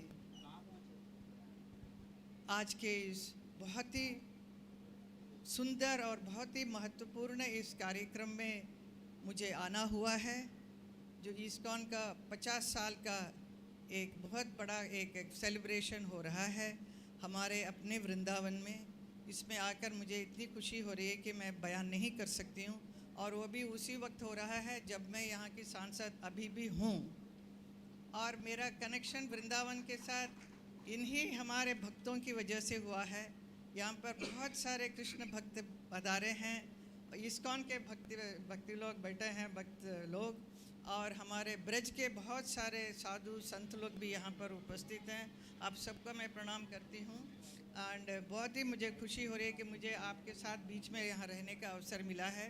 कुछ 25 साल पहले जब ये मंदिर बना हुआ था, पहली बार मुझे देखने का अवसर मिला, तब मैं आपको जानती हूँ। दीन बंधु जी मुझे बहुत सारे जगह में घुमा कर दिखाया, ये वृंदावन ये है करके। You remember that? Yeah, he took me, myself and my children, both of them were there, and my family members, everybody he took and showed what is Vrindavan. So I still have that beautiful feeling that Vrindavan I have seen, what it was at that time, and I got so fascinated to be here. So every time there anybody calling me for a dance performance, I used to rush and come here and perform. And all my dance ballets are all based on whatever Prabhupada ji had described in his books, and also the paintings what you artists have been doing, painting such lovely, lovely ones, so which I try to project it in my dance ballet on the back, the sequences, whatever we perform. It will have a beautiful ambience like what was projected in the painting. So all that thing I got it from all our devotees, all the ISKCON devotees. And wherever I had been all over the world, I have seen such beautiful temples. Everywhere I go, I ask for where is the ISKCON temple. They will take me there, because of course you get our Indian food. Go, what the food called? all the prasad we get at that Govinda. Govinda restaurant used to be there everywhere. So it was so wonderful. And all the devotees were so sweet, they will immediately get me that. So what a beautiful, and then I used to admire how beautifully they have decorated the temple, and Radha Rani and our Lord Krishna looks so wonderful. So all that thing I learned, and then I started doing everything in my house also. I got a deity. So many things I have learned from you. So it is so nice. And then that time also I had seen, this is the place where Prabhupada ji sat and wrote Bhagavad-Gita, Bhagavatam, all these things. And then this mandir, and then the place where he lived. I have seen everything from the past. So that is why I got connected to this place. And then when I was offered to become the member of parliament from Uttar Pradesh, so many places they showed me. But I said, no, I want to be from Mathura. If you give me the ticket, I would like to be part of member of parliament. Because I had the inclination that time only that I want to do something for this place to make it more beautiful, more neat and clean, everything. I was so keen on doing it, so I became a member. Maybe after I became the member of parliament, little I could do it. I could not do much because the way the public are coming here, flocking in to Vrindavan, it was not like before. Before it used to be some 500,000 people are there. Now today there are lakhs of people coming every day.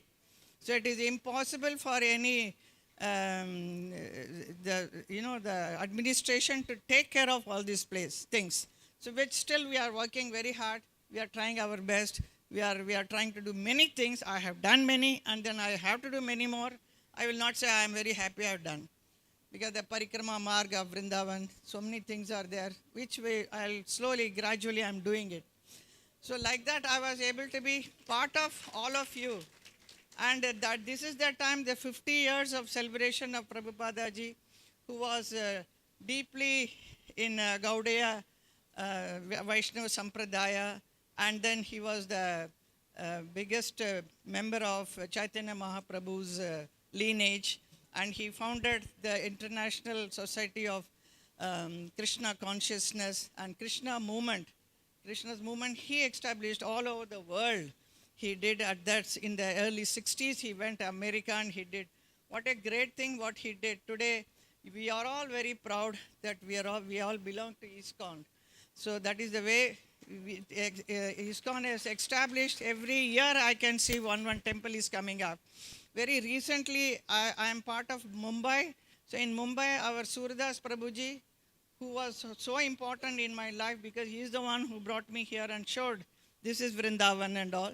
So he has built in Kharghar a very lovely temple which Modi ji inaugurated in January 15th. And it is one of the best beautiful temple he has built. So hats off to him the way, I know right, Radha Madan Mohan temple. So like that, every year I get to see some new temple coming up. And now very soon, by next month, I am also going again to Chicago for fundraising for ISKCON temples into few places. So from 8th to 18th, for 10 days I'll be there, and then maybe I'll meet many of you. And I know that there are so many devotees have come from 108 countries. That's what I heard. Yeah, many people are here. So have a nice time and be connected always and spread the message of Lord Krishna. And Krishna is always there with us, and he is there with me always. Thank you so much. Hare Krishna.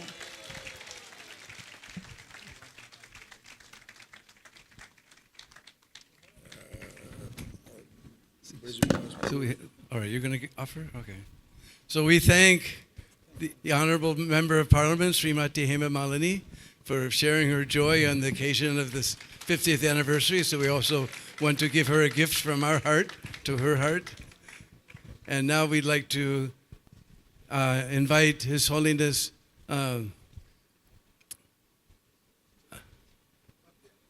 Bhakti Anugraha Janardhan Swami. I just know he's Janardhan Swami most. So he's got a very important announcement for all of us. So I'd like to invite him to make this announcement. As our 50th anniversary Golden Jubilee, today is the final day would like to mention that the main GBC who lasted here for many, many years was His Holiness Gopal Krishna Goswami. We have not heard of his name since many, many days, and today is worthwhile mentioning his name, the kind of service, selfless service that he contributed, helping Srila Prabhupada, managing the temple, Krishna Balaram Mandir. We are honoring His Holiness Gopal Krishna Goswami, Prabhupada's jewel of devotion. Bhakti Ratna Seva pledge card. There is this commemoration of his selfless service, not just Krishna Balaram Mandir, but to all of the International Society of Krishna Consciousness movement and the followers and devotees. This is like a golden coin. We have here Brajabilas Prabhu, one of the main coordinators of TOVP with His Grace Ambaris Prabhu, to say something. Hare Krishna. Srila Prabhupada Ki. First of all, thank you all so very much. I am very, very grateful to Her Grace Hema Malini ji, the sunset of Mathura here, and all of you here who have assembled for the 50th anniversary celebration and Rama Navami today to commemorate and celebrate the sacrifice of His Holiness Gopal Krishna Goswami Maharaj. Almost more than 50 years of GBC and the chairman of the Indian Bureau. We are launching a golden Bhakti Ratna coin, the jewel of devotion, the crest jewel of devotion, His Holiness Gopal Krishna Goswami Maharaj, by His Grace, Her Grace Hema Malini ji here today. She is inaugurating the Bhakti Ratna coin on behalf of His Holiness Gopal Krishna Goswami Maharaj Ki. An amazing sacrifice for His Divine Grace A.C. Bhaktivedanta Swami Srila Prabhupada, a true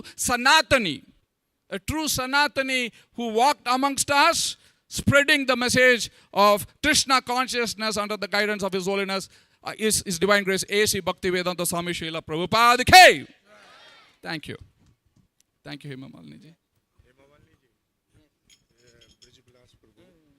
The director of this new construction temple in the Mayapur is going on. The world largest temple. So you did a video also promotion in 2012. So you should come to Mayapur. So he is doing the very dedication for all this Mayapur project. So I request also that you come and visit him. And he is leaving for US for the fundraising also. So I'll meet you there. Thank you. Thank you. Thank you.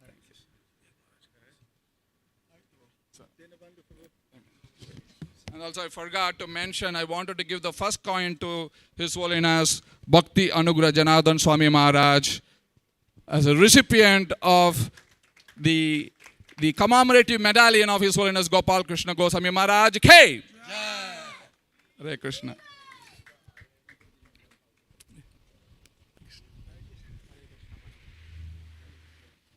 So what's next?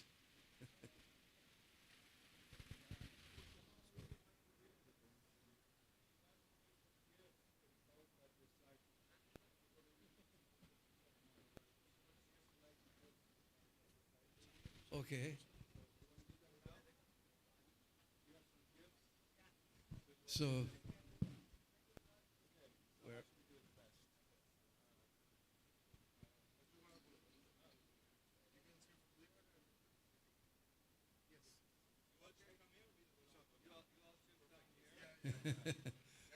Okay, so we thank all the wonderful Goswamis from many, many Goswami temples here in Vrindavan for gracing us on this wonderful association and giving us their blessings so that we continue to preach Prabhupada's movement all over the world, and the glories of Vrindavan all over the world.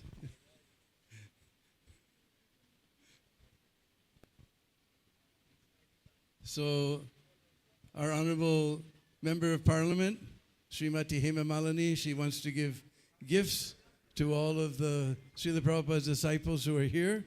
So, our temple president, he'll describe to you what's going to happen next. I don't know. I have no idea. Thank you. So, Hema Malini has been helping us in many ways in the Gurukula, ISKCON throughout the world, and she wants to honor the Prabhupada disciples by giving these beautiful puja gifts. Very nice box with puja paraphernalia. So Maharaj, if you can come, and she'd like to give, and Prabhupada disciples can come, and we can do quickly. We can just come through. You'll get a nice gift from Hema Malini, so you can do your puja remembering this gift.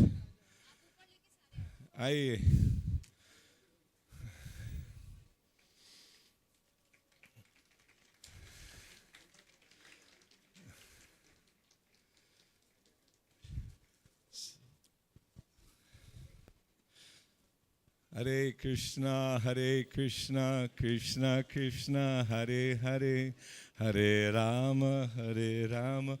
There's a staircase here. Hare Krishna, Krishna Krishna, Hare Hare, Hare Rama, Rama Rama, Hare Hare. This way.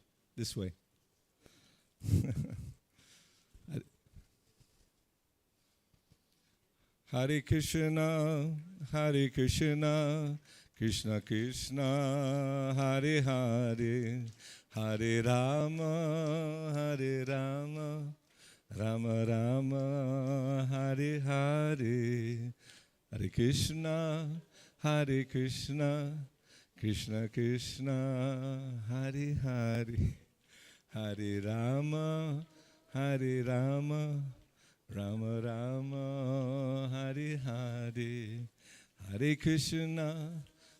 Krishna, Krishna Krishna, Hare Hare, Hare Rama, Rama Rama, Hare Hare. Hare Krishna, Krishna Krishna, Hare Hare, Hare Rama, Rama Rama, Hare Hare. Hare Krishna, Krishna Krishna. I know, but we can't. Hare Rama, Rama Rama, Hare Hare. Hare Krishna, Krishna Krishna, Hare Hare. Hare Rama, Rama Rama, Hare Hare. Hare Krishna, Krishna Krishna, Hare Hare. Hare Rama, Rama Rama, Hare Hare. Hare Krishna, Krishna Krishna, Hare Hare. Hare Rama. He was one of the first pujaris. He was one of the first pujaris here. Hare Hare. Hare Krishna, Krishna Krishna, Hare Hare. Hare Rama, Rama Rama, Hare Hare. Hare Krishna, Krishna Krishna, Hare Hare. Hare Rama, Rama Rama, Hare Hare. Hare Krishna, Krishna Krishna, Hare Hare. Hare Rama, Rama Rama, Hare Hare. Hare Krishna, Hare Krishna, Krishna Krishna, Hare Hare, Hare Rama, Hare Rama, Rama Rama, Hare Hare, Hare Krishna, Hare Krishna, Krishna Krishna, Hare Hare, Hare Rama, Hare Rama, Rama Rama, Hare Hare, Hare Krishna, Hare Krishna, Krishna Krishna, Hare Hare, Hare Rama. Okay, you're gonna do that? Yeah. Rama Rama, Hare Hare, Hare Krishna, Hare Krishna, Krishna Krishna, Hare Hare, Hare Rama, Hare Rama, Rama Rama, Hare Hare, Hare Krishna. Yeah, we just go. Huh? We're pretty much finished. You could tell them there's a few extra gifts for the Prabhupada. You say. So for the Prabhupada disciples who have not received their gifts, there'll be extra ones here available.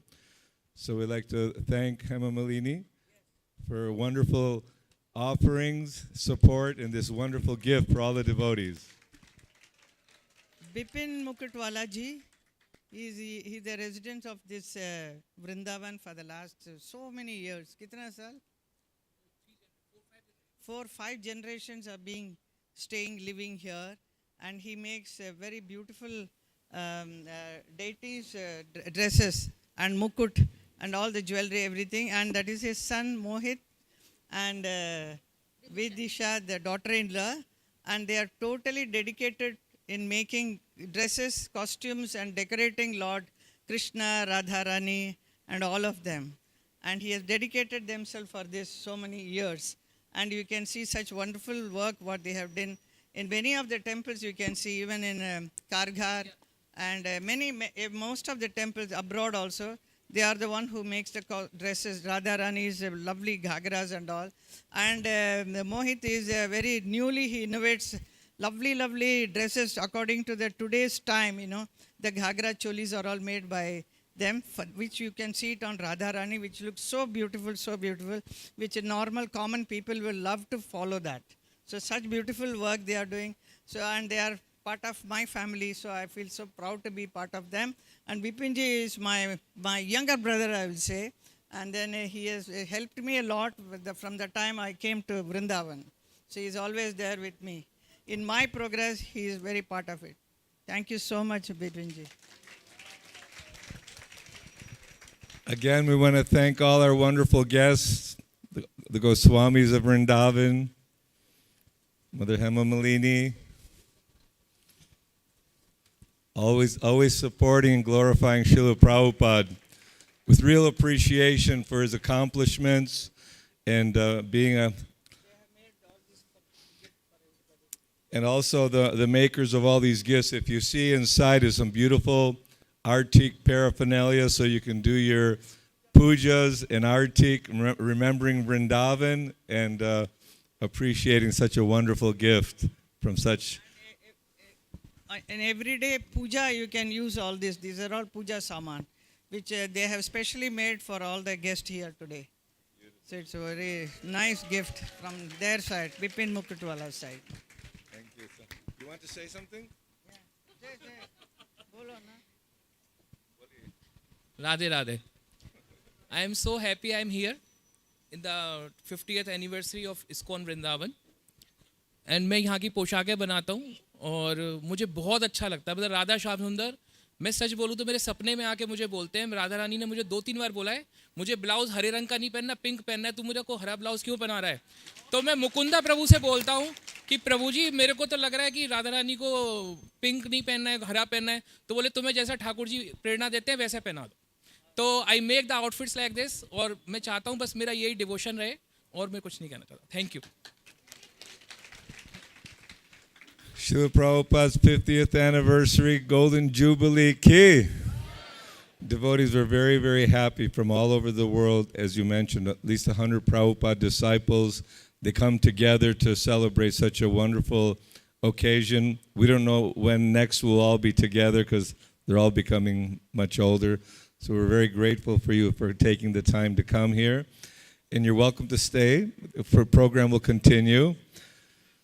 So a big Hare Krishna for our esteemed guests. Hare Krishna, Krishna Krishna, Hare Hare.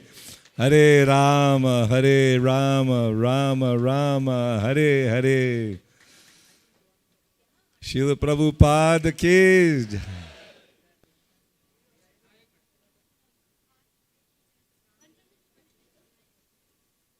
Also, we're having a Ramayan play this evening. I don't know your timing. There's one devotee, Siddhanta. He put together memories of Vrindavan. We'll be showing for the next hour as well. And we have light refreshments. Also, a gift is coming for you. I'm not sure exactly when it is. Happy Ram Navami, everyone. Will you sit for a little bit, or? So now we're going to show a clip. Is it from Brahmananda, Gargamuni and Brahmananda Prabhus? It's a short clip. Somebody can take the chairs.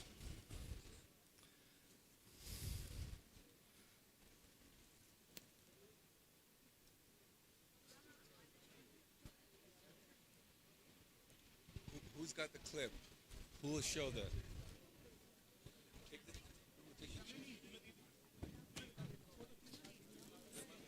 Who's got the clip? It's ready. You can start it quickly. Who's here? Huh? Siddhanta Prabhu is here.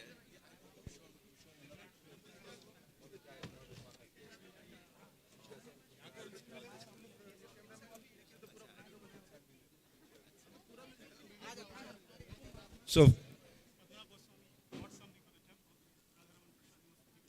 okay. Dharma, hold this for me. Okay. So first we'll show a clip, something Brahmananda. What is the clip about? And then we'll continue with Siddhanta Prabhu's presentation of the devotees' memories of Srila Prabhupada. So you can make more chairs. Everyone can sit. Hare Krishna.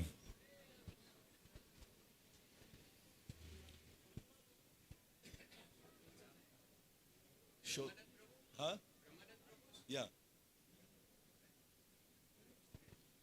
Hey, who's taking the mic?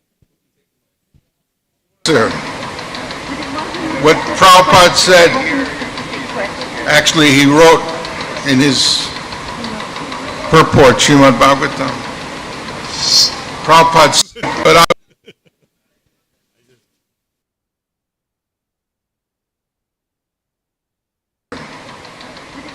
what Prabhupada said, actually he wrote in his purport, Srimad Bhagavatam.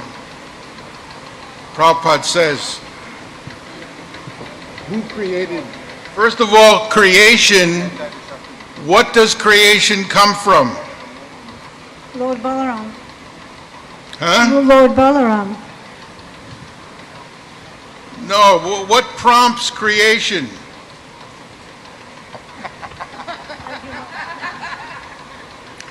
All right, I'll tell you the answer. Desire. First you have to have desire, then you create the thing.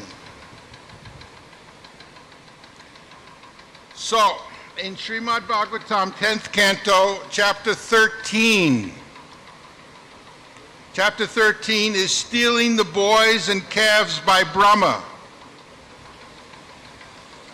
What's the significance of this chapter? Stealing the boys and calves by Brahma.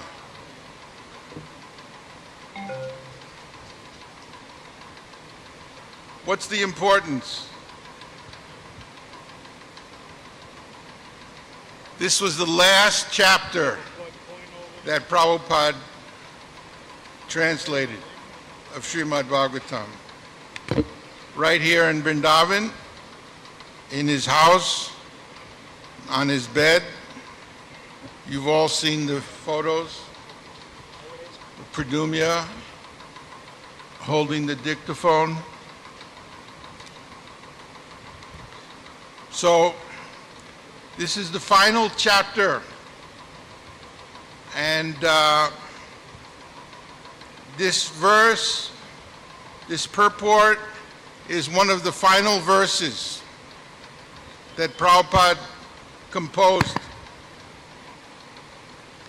So we should think, the final words are most important. So in this purport, Prabhupada reveals, he talks about himself, which is very rare. Prabhupada in his purports hardly ever wrote about himself. He writes about himself, and he writes about the Krishna Balaram Mandir. So the verse number 50, is about the desire of the pure devotees. Do pure devotees have desires? And if they do, what are those desires? And where do those desires come from? Well, the verse explains that desire in the pure devotee is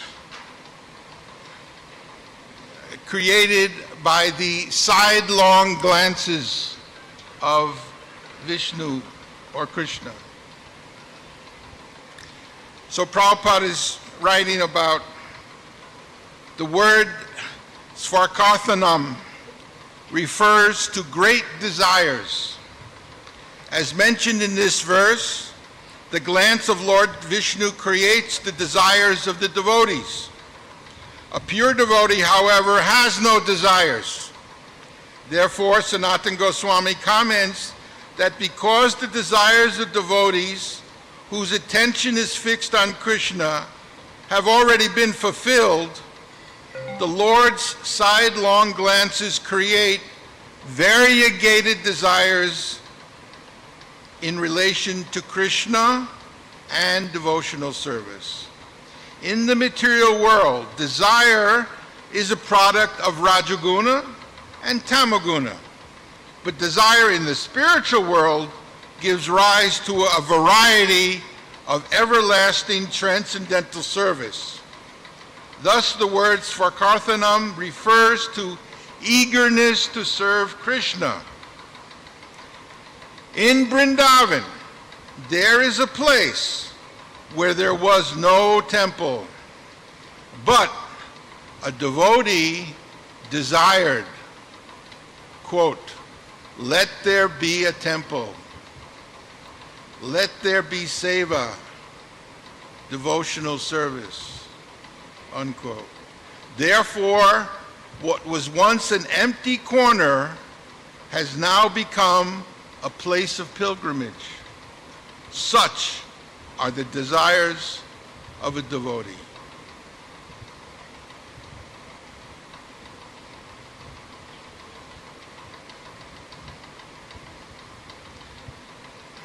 So,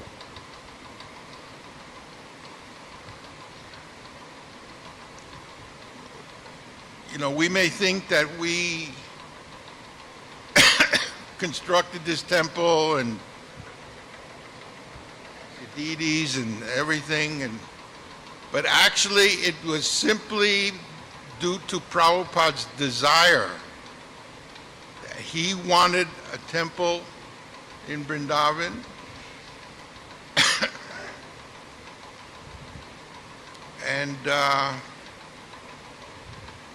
and it was created.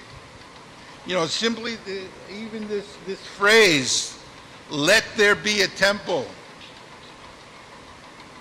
You know where that comes from? That it's a biblical phrase in Genesis. Because Prabhupada, he read the Bible at Scottish churches. Let there be light, and there was light. Let there be creation, there was creation. Let there be a temple, and there was a temple. So it was, Prabhupada is, he refers to himself as a devotee. He doesn't, in the third person, he doesn't even refer to himself in the first person. He's so humble. So because one devotee desired, even it was a vacant place, now it has become a place of pilgrimage. And we can see that in Prabhupada's entire history, his career, that everything happened because of Prabhupada's desire. We couldn't see that. He didn't reveal it to us. But otherwise, how did these happen? Otherwise, you have to call them miracles. Like I can tell you of McMillan.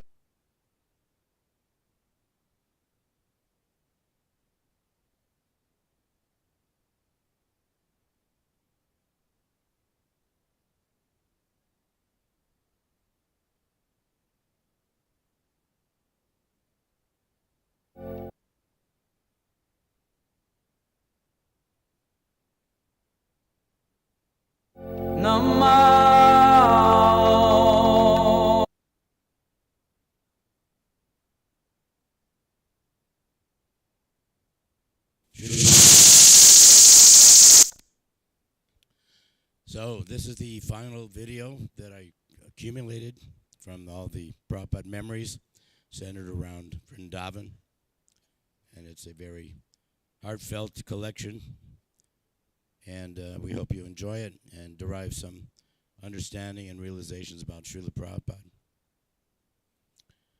I was asked about my memories of Prabhupada, even though they weren't in Vrindavan. I will tell you one, since it was significant, still is significant to me.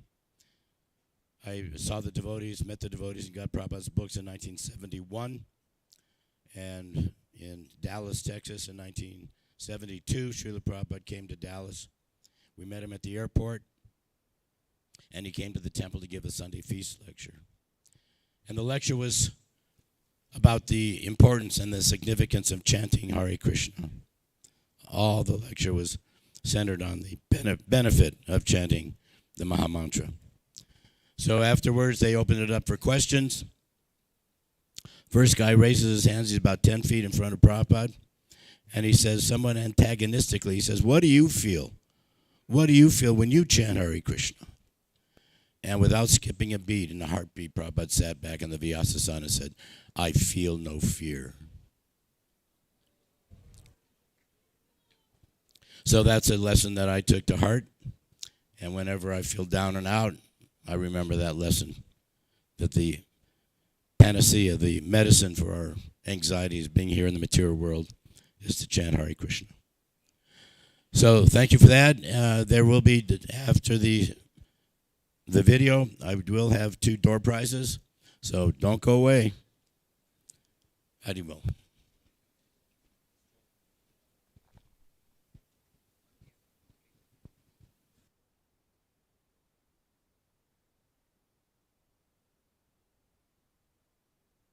Namah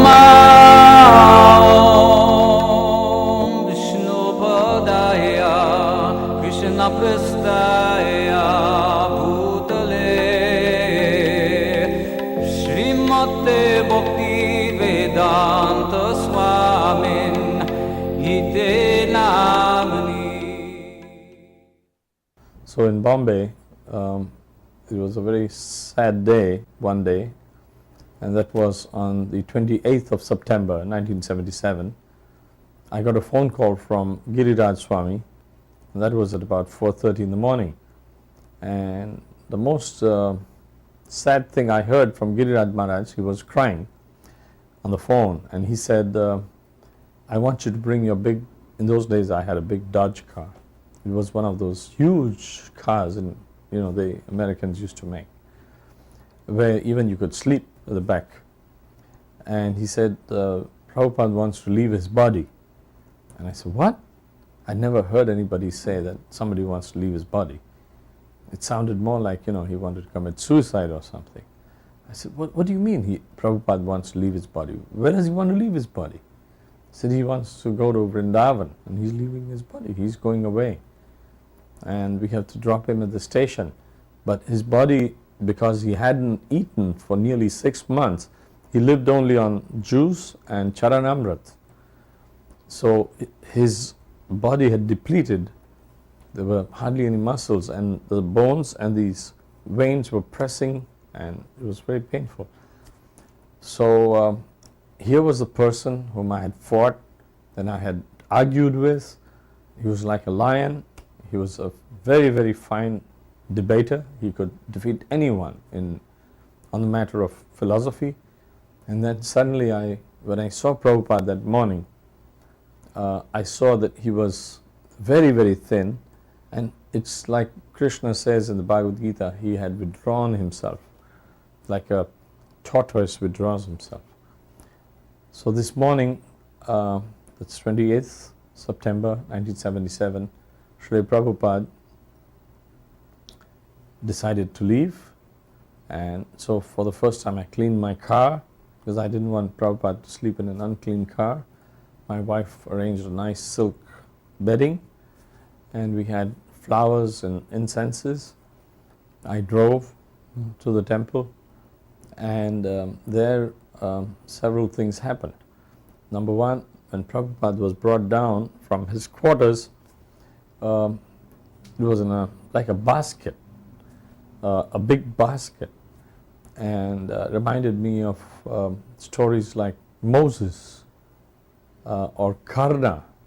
They were brought in baskets and left in the river or something.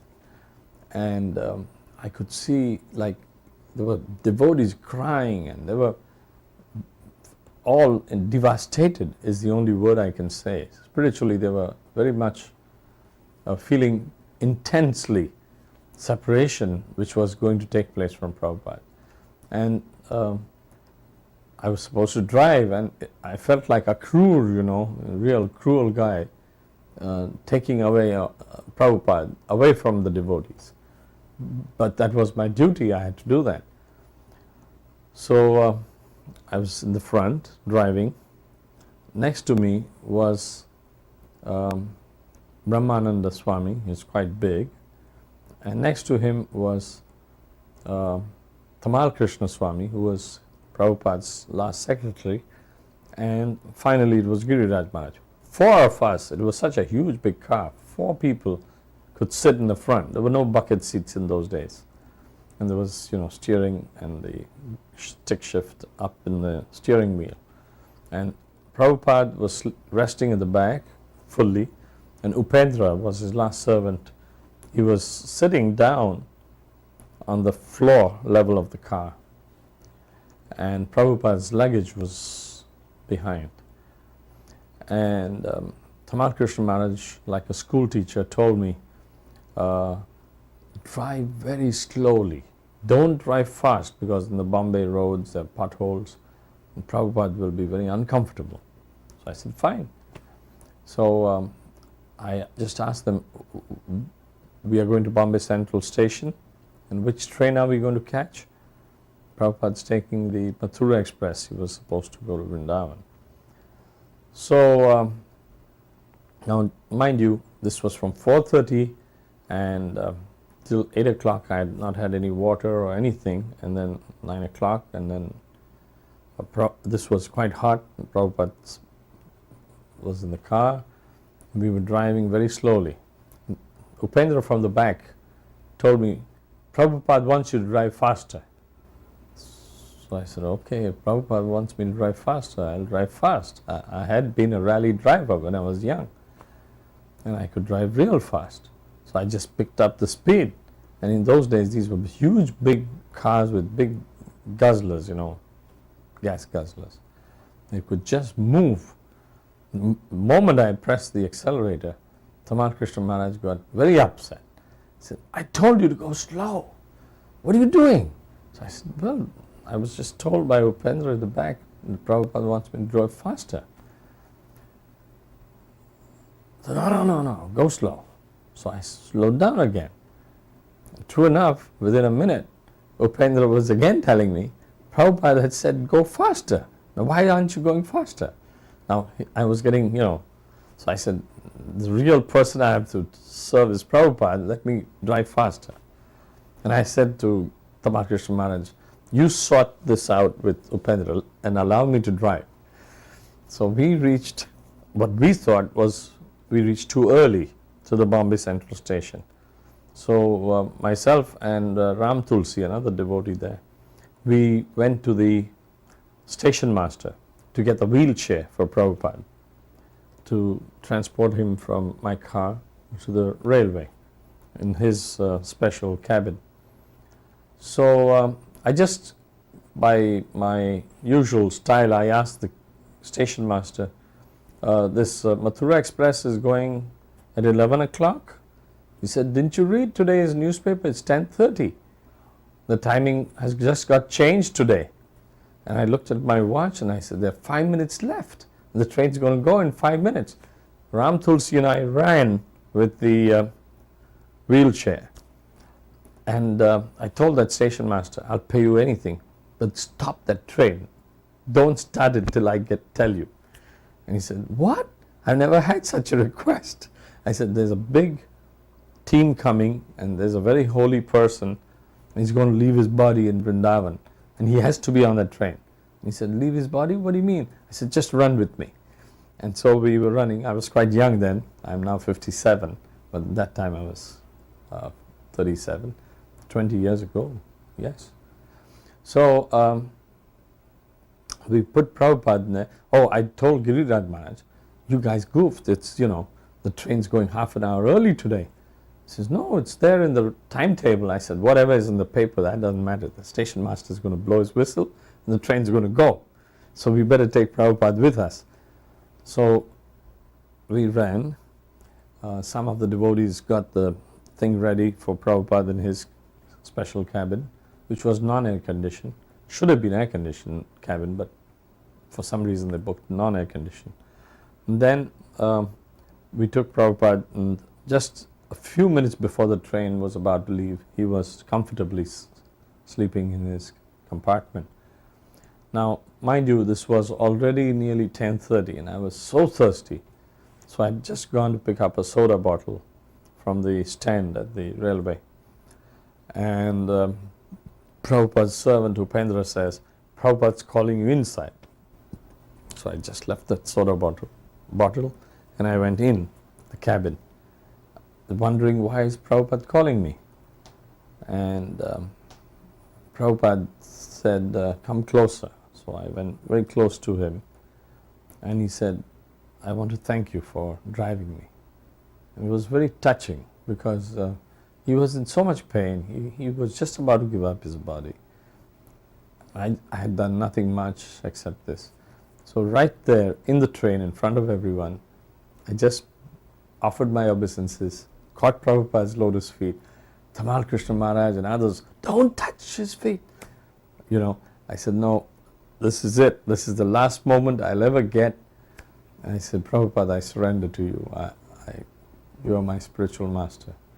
And he put his hand in my hair and blessed me. He actually he got up with little pressure on his elbow and he was smiling sweetly.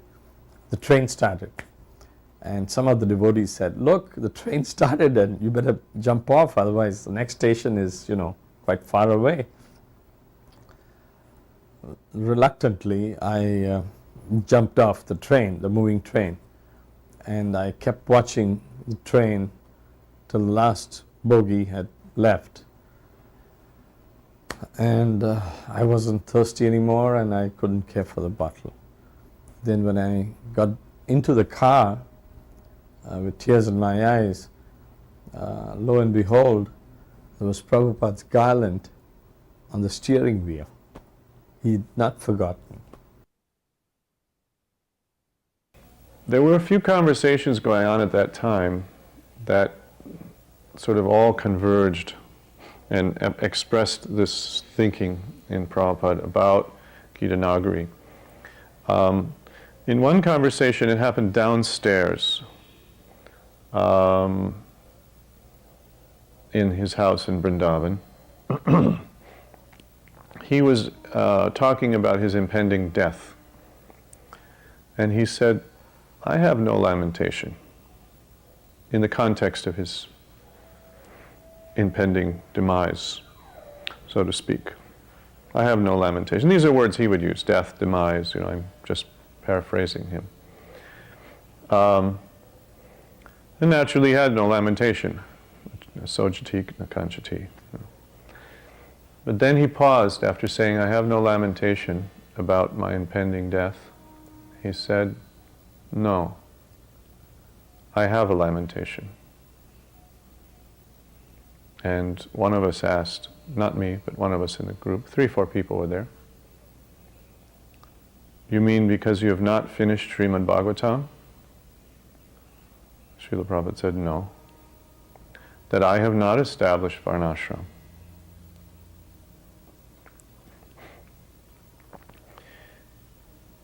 He said, 50% of my work is incomplete because I have not established Varnashram. Now these two statements I heard in my own ears in Vrindavan.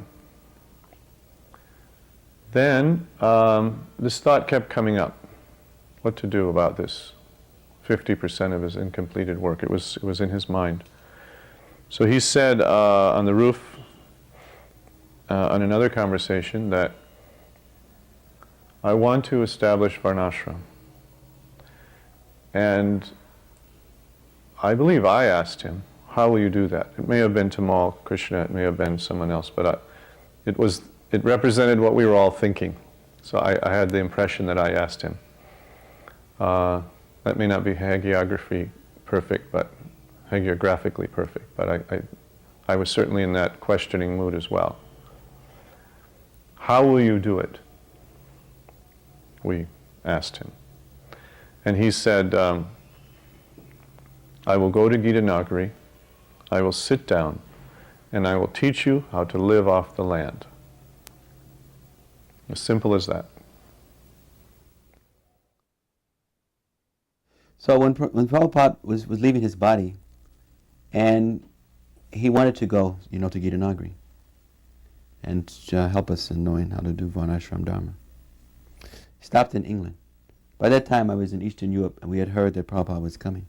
So we dropped everything and we came to the manor. So when Srila Prabhupada heard that I was around, he immediately told devotees to call for me. And by that time Prabhupada had practically stopped all bodily functions, and devotees were carrying him in the palanquin to have darshan. So when I came in, and it was, there was one devotee, there was Krishna Kshetra, and a devotee, he left his body, I think his name was Dwarkadish. He used to work in Hungary and Poland and those places. So we were all together, and Tamal Krishna Maharaj was there. So Tamal had already written me many wonderful letters telling me how that I should continue sending these letters to Prabhupada as he's sick, is giving him new life. He was probably so happy to hear about the preaching, how his books were going into so many different places. And so I was sending reports about every 2 weeks. And I would be sending detailed reports. Who got the books, what was said, what was done.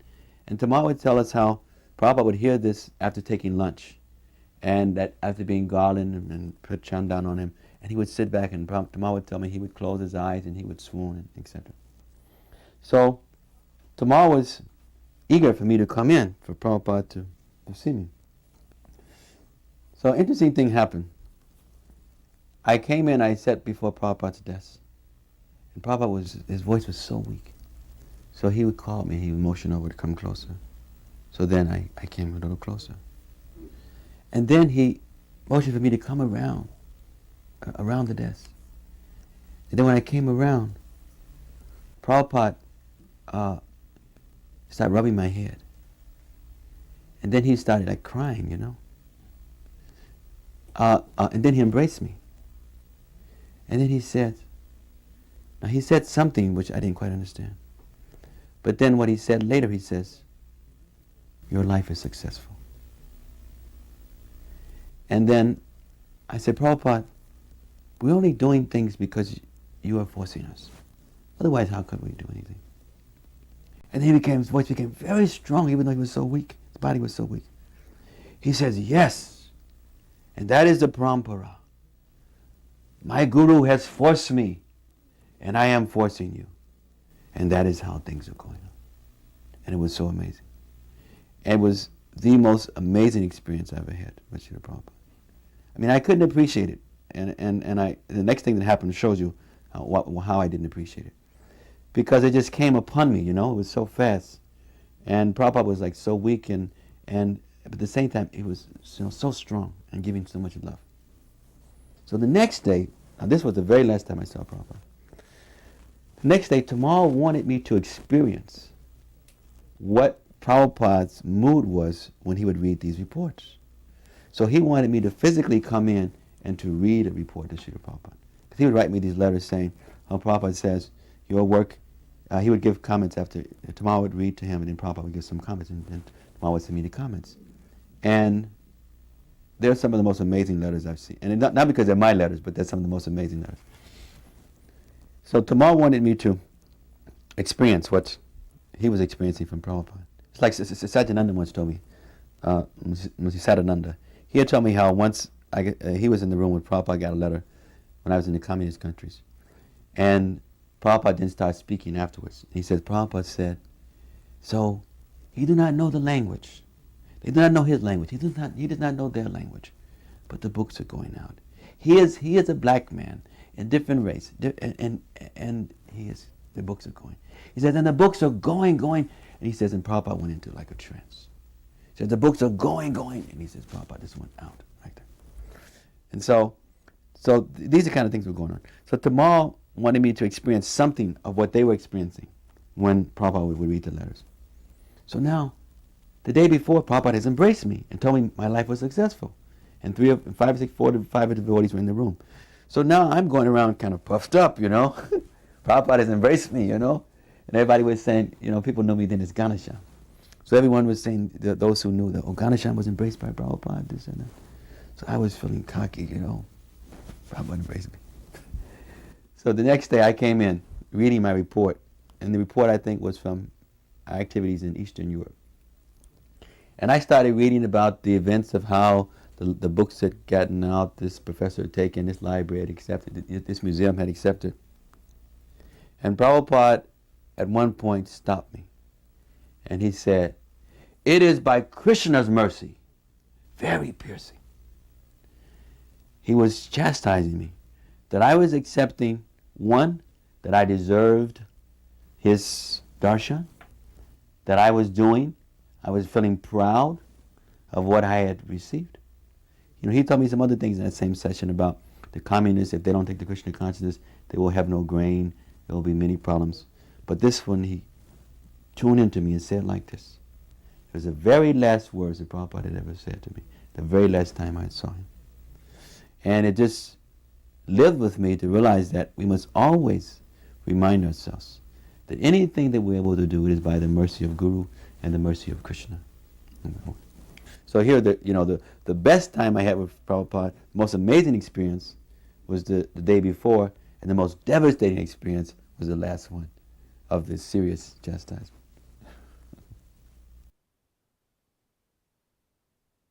Well, Srila Prabhupada was, to our apparent limited vision, his health was deteriorating, and he requested that I come to India, to Vrindavan, to see him. So I had just I just got married and my wife was pregnant with my first son. So I couldn't leave, and we were living in a very remote part of Hawaii. So I couldn't leave at that particular moment. But I promised that as soon as my wife had her baby, then I would come. So time passed after my son arrived, and Shirikirti came over to Maui from Oahu, and we flew off to India together. So at that time I wasn't living at a temple, so I let my hair grow a little bit longer than I should have. And when we arrived in Delhi, I thought, well, I can't go to see Srila Prabhupada like that, so we shaved up. And I had this big long sikha. And Srila Prabhupada, when I walked in the room, it was a very, sober mood, dark, and everything was, subdued, and people were kind of morose, not making too much sound and everything. So I walked into Srila Prabhupada's room, and they said, oh, Srila Prabhupada, Madhavisa has arrived. So Prabhupada sat up in his bed, and I paid my obeisances, and Prabhupada, first thing he said, whoa, look at Madhavisa. He is maintaining such a nice sikha. And he chuckled like that, knowing that, I hadn't maintained such a nice sikha. I just had shaved up in Delhi train station. And the second thing he said, where is your wife? See, I had left Srila Prabhupada, I was a sannyasi, and then I had left and got married and everything like that. So that's not particularly the way you should do it. But Srila Prabhupada, he just shrugged that off. It was like immaterial to him. He wanted to know where my wife was. Not that, why have you got married? Why have you done this? He wanted to know, where is she? And he was fully aware that I was married and I had a child and everything like that, and he wanted to see her. And I said, well, Srila Prabhupada, she just had her first baby and she really doesn't want to travel. And she said, that's right, she shouldn't travel. But she is feeling okay? And I said, yeah, she's feeling good. And you had a son? And I said, yes, Prabhupada, I had a son. And I said, and I named him Abhay Charan. Is that all right?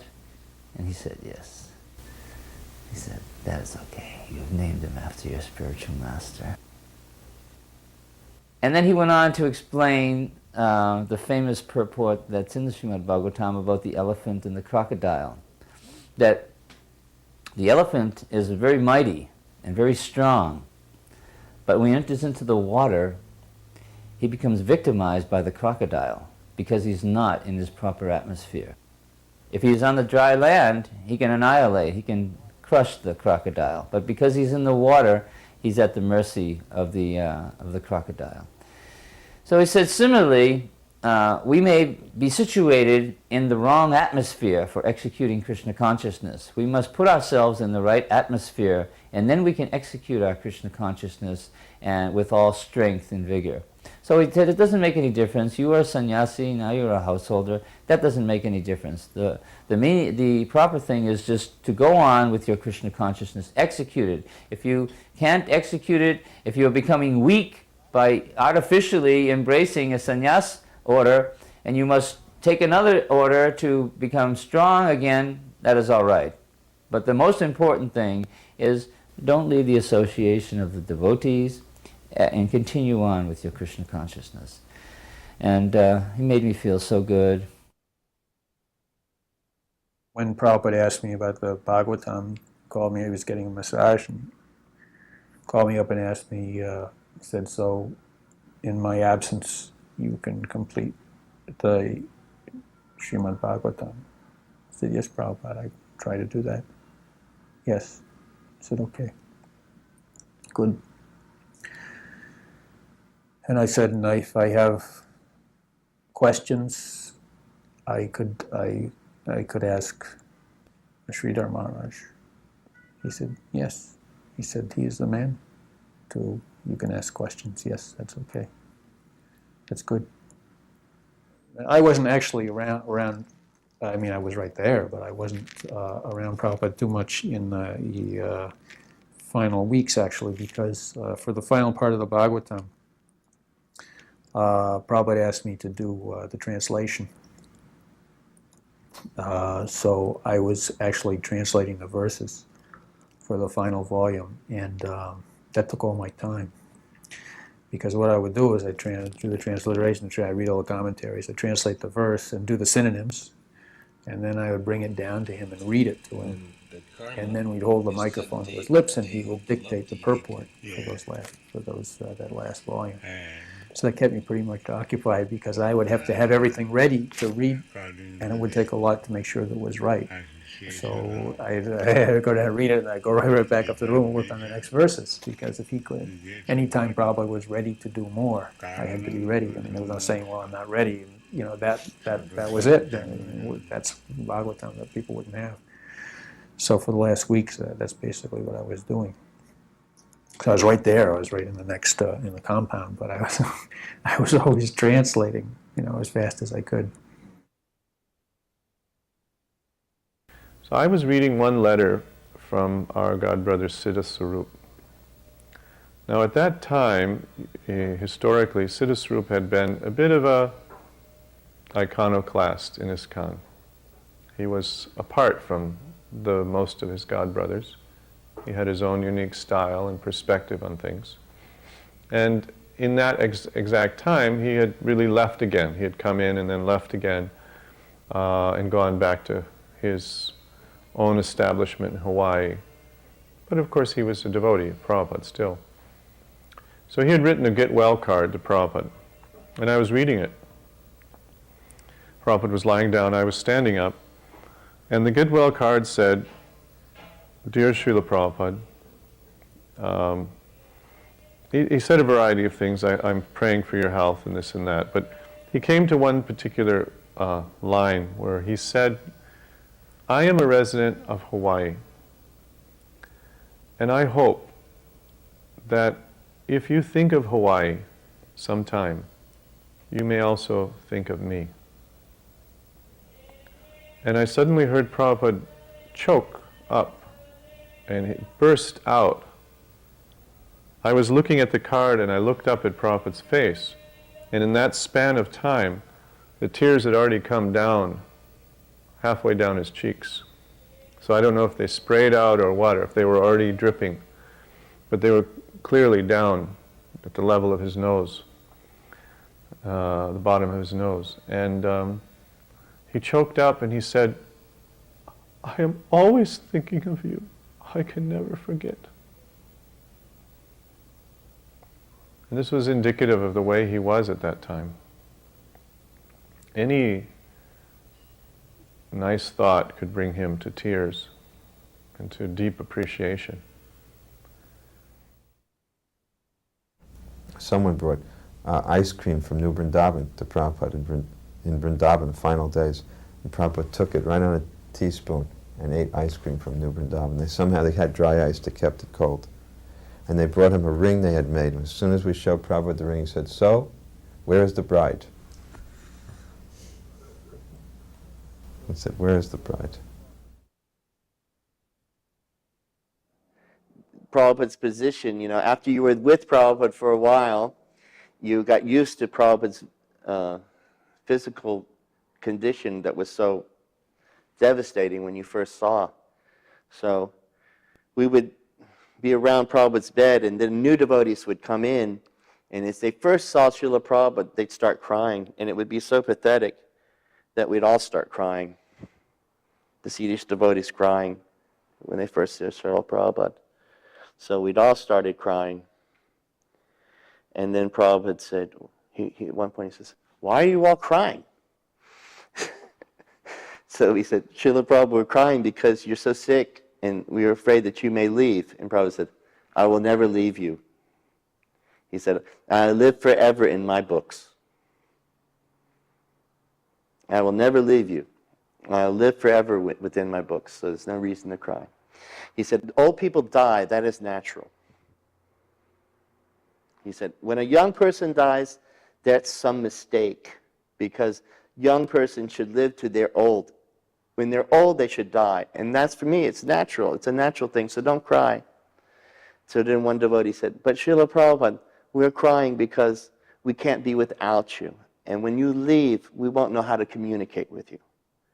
And Prabhupada said, oh, I will communicate with you through your heart. He said, I will come to you in your dreams as Chaitya Guru. I will communicate with you through dreams, Prabhupada said, as Chaitya Guru. I also found that a little controversial because I thought my godbrothers wouldn't have approved, but Prabhupada had said it. Prabhupada said it right there, that he would communicate with us through dreams. So Prabhupada wanted to go to Govardhan. So he said, I want to go to Govardhan, and everyone's saying, Srila Prabhupada, we don't think this is a good idea, you know. And Prabhupada said, in this room, it's like being killed by Ravana. He said, Marichi, he said, he was given the choice to be, if he didn't become a deer and go and tempt Ram away from Sita, Ravana would kill him. And if he became a deer, Ram would kill him. So he told Ravana, better to be killed by Ram. So better to be killed by Ram, better to go to Govardhan. If I stay in this room, it's like being killed by Ravana. So but Prabhupada, you can't go. You know, the doctor said, Prabhupada, you won't even make it to the gate. If we carry you, you won't even make to the gate. So there was a big discussion right around Prabhupada's bed, and Prabhupada said, you have to do this outside. I cannot, you know, it's too exhausting to hear this going on. It went on for maybe 15 minutes, discussion right in front of Prabhupada, and Prabhupada said, go outside. So they went into Prabhupada's garden, and they had a big discussion. I was just talking to Bhartraj about this. Went on and on and on. It seemed, I only remember one person on Prabhupada's side and everybody against Prabhupada, and I was on the side against. And Tamal Krishna Maharaj seemed to be the one who was on the side not to take Prabhupada to Govardhan, and Hamsaduta was the only one, and Lokanath, who went to get the cart, were on Prabhupada's side to take him to Govardhan. So this went on and on and on until the cart came to the Krishna Balaram gate. Then we hear, the cart's here. Now it's time to move Prabhupada from the bed to the cart. And it's night. It's getting dusk. I mean, not only are we going to put Prabhupada on the cart, which is probably going to kill him, but it's going to be at night. So it'd even be worse, you know. So Prabhupada wanted to go. No one would see. It would be at night. He would go and he would leave his body somewhere, and, you know, this is what we feared. So we all went in, and myself included, we all went around Srila Prabhupada's bed and we said, Srila Prabhupada, please don't make us put you on this cart. And Prabhupada said, he didn't say anything. And then we begged him, and we were almost crying. We were crying. And then Prabhupada said, if it worries you so much, I don't need to go. And it's just like the whole anxiety level just went from a 50,000 to back to zero, you know. And then everyone just, it was just like, oh, now we can relax. And then people started moving out of Prabhupada's room, you know. And it seemed like most of the people were out of the room. There weren't many people in the room. But I was still there, and I don't think there were many other people in the room. And Tamal Krishna Maharaj, I'll tell you this, I worked with him after Srila Prabhupada left for 7 years. You know, Siddhanta, how much I worked with him, how close I was with him. And why I worked with him was because I was so impressed at the excellent service that he gave Srila Prabhupada. You know, if you had everyone, even people who didn't like Tamal Krishna Maharaj, they saw how he served Prabhupada, and we were impressed that no one could have served him like this. You know, so, but because Goswami Maharaj was also very intimate to Prabhupada, he got very fried at this situation. And he went up to Prabhupada and he said, you know, Prabhupada, we can't understand why you do this. Why you insist for us to take you to Govardhan. We get so upset, we so worked up, and we just get this cart and we bring it over here, and then we're so worried, we put you on the cart, you're going to die, we get flipped out, and we then become more protective of you, even more than before, and we just, I just can't take it, Prabhupada, why you do this? And he almost screamed at Prabhupada. And then Prabhupada said, it's my duty. Goswami said, what? He said, it's my duty to make you love me more. And Goswami said, oh. He walked away. And I just remember Prabhupada saying that, to make you love me more. And whatever love I had for Prabhupada just multiplied like 1,000 times. You know, he probably just made you love him so much. If you were with Prabhupada, whatever love you had for Prabhupada, he just increased it, and you just become more and more loving with him. His duty, he said, was to make us love him more. What wonderful duty. We already love Prabhupada, but he's getting us to love him more. This is Vrindavan. Srila Prabhupada departed from Vrindavan on November 14th, 1977. This was approximately November 8th or November 10th. So I came to Vrindavan. I was in the Hyderabad farm, which was very important to Srila Prabhupada, so I was staying there. But I heard that Srila Prabhupada was not feeling well and that it was a chance he might leave the world, so I went to see him. And came there, and I tried to be as inconspicuous as possible, not to disrupt the mood. The room was packed with devotees. Everyone was very quiet, and I could see Prabhupada's condition, and I was told about it. He really hadn't eaten for almost 6 months. It's a very important thing to understand Prabhupada's condition. He was lying in bed, emaciated, weighing maybe 70 pounds, if that much, drinking 1 spoon, 2 spoons of water, maybe eating a little bit. And as I was sitting there in the back, just listening to what was going on, and there was some kirtan, Kirtananda had come in and was offering Srila Prabhupada some strawberries, probably from New Vrindavan. So Srila Prabhupada asked, when Kirtananda offered him the strawberry, he says, what is the value of strawberries? And everyone was silent. No one knew what to say. So then several devotees kept on poking me. I'm kind of known as the walking encyclopedia. I like to study things. So they kept on poking me to say something. So I didn't want to intrude on Prabhupada. I was remaining quiet. But I spoke. I said, Srila Prabhupada, the value of strawberries is that they're very high in fructose, and that provides immediate energy. Because I knew Prabhupada wasn't so much into vitamins. So I talked about the value. Prabhupada's very pragmatic, even lying on his departure bed, not eating. He's concerned what would be the value of eating it. He's a pragmatic person. So the devotee next to him says, Tejas says that it, and he repeated it. And Prabhupada said, oh, Tejas is here. And Prabhupada said, how is the Hyderabad farm? So he's so cognizant, always. I mean, even this state. And so I gave him a report that we're growing corn, rice, mung beans, like that.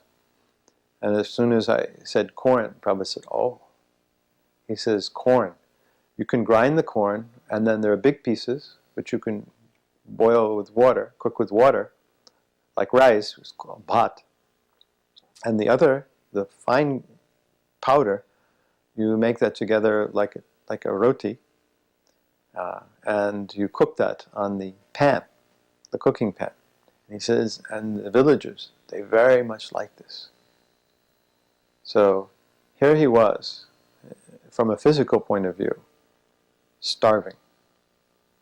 And what was he thinking? He was just thinking how we could make this corn in the most delicious way to make the villagers happy when they take prasadam.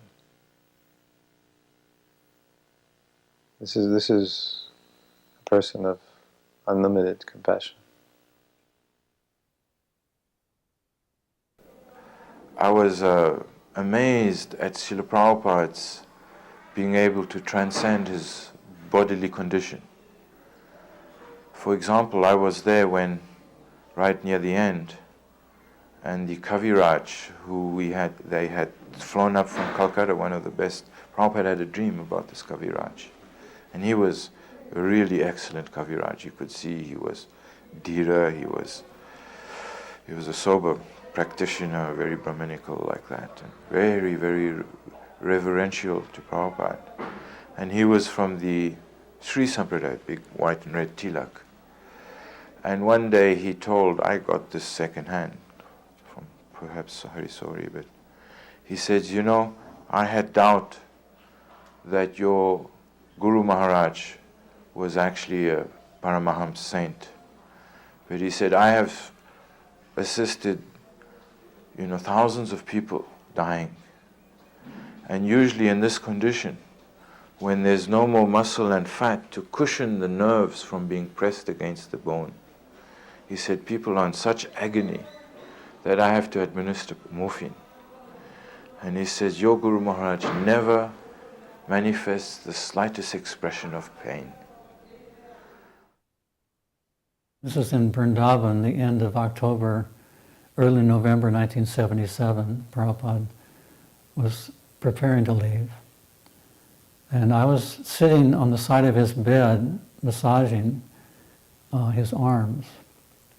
Other devotees were massaging his head and feet. And at one point, his body started going through some contortions that seemed like he was in great pain. So I asked Prabhupada, are you in pain, Prabhupada? If he answered yes, then I would try to do something. He looked at me like, what kind of a question is that? He said, no.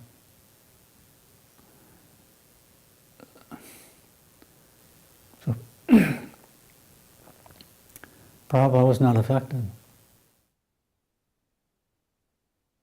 In the final days, which was the most poignant,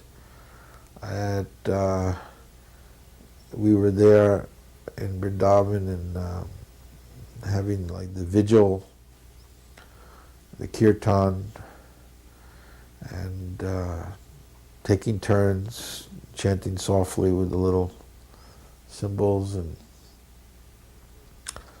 at a certain point, I got sick. I got this fever. I don't know what it was. I just one day just walked back to my room and just collapsed right in my room, and just fever. And so I was sick for a few days, and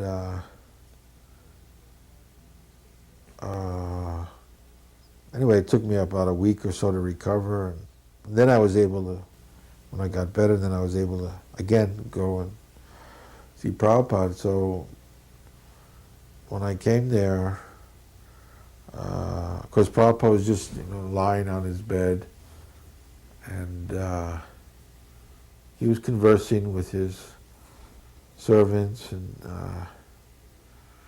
sometimes he would ask who was having the kirtan.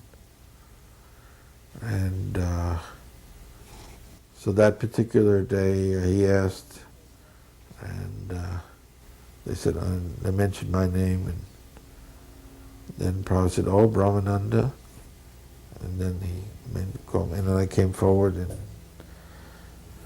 so he said, you were ill, you were not feeling well. I mean, here's Prabhupada,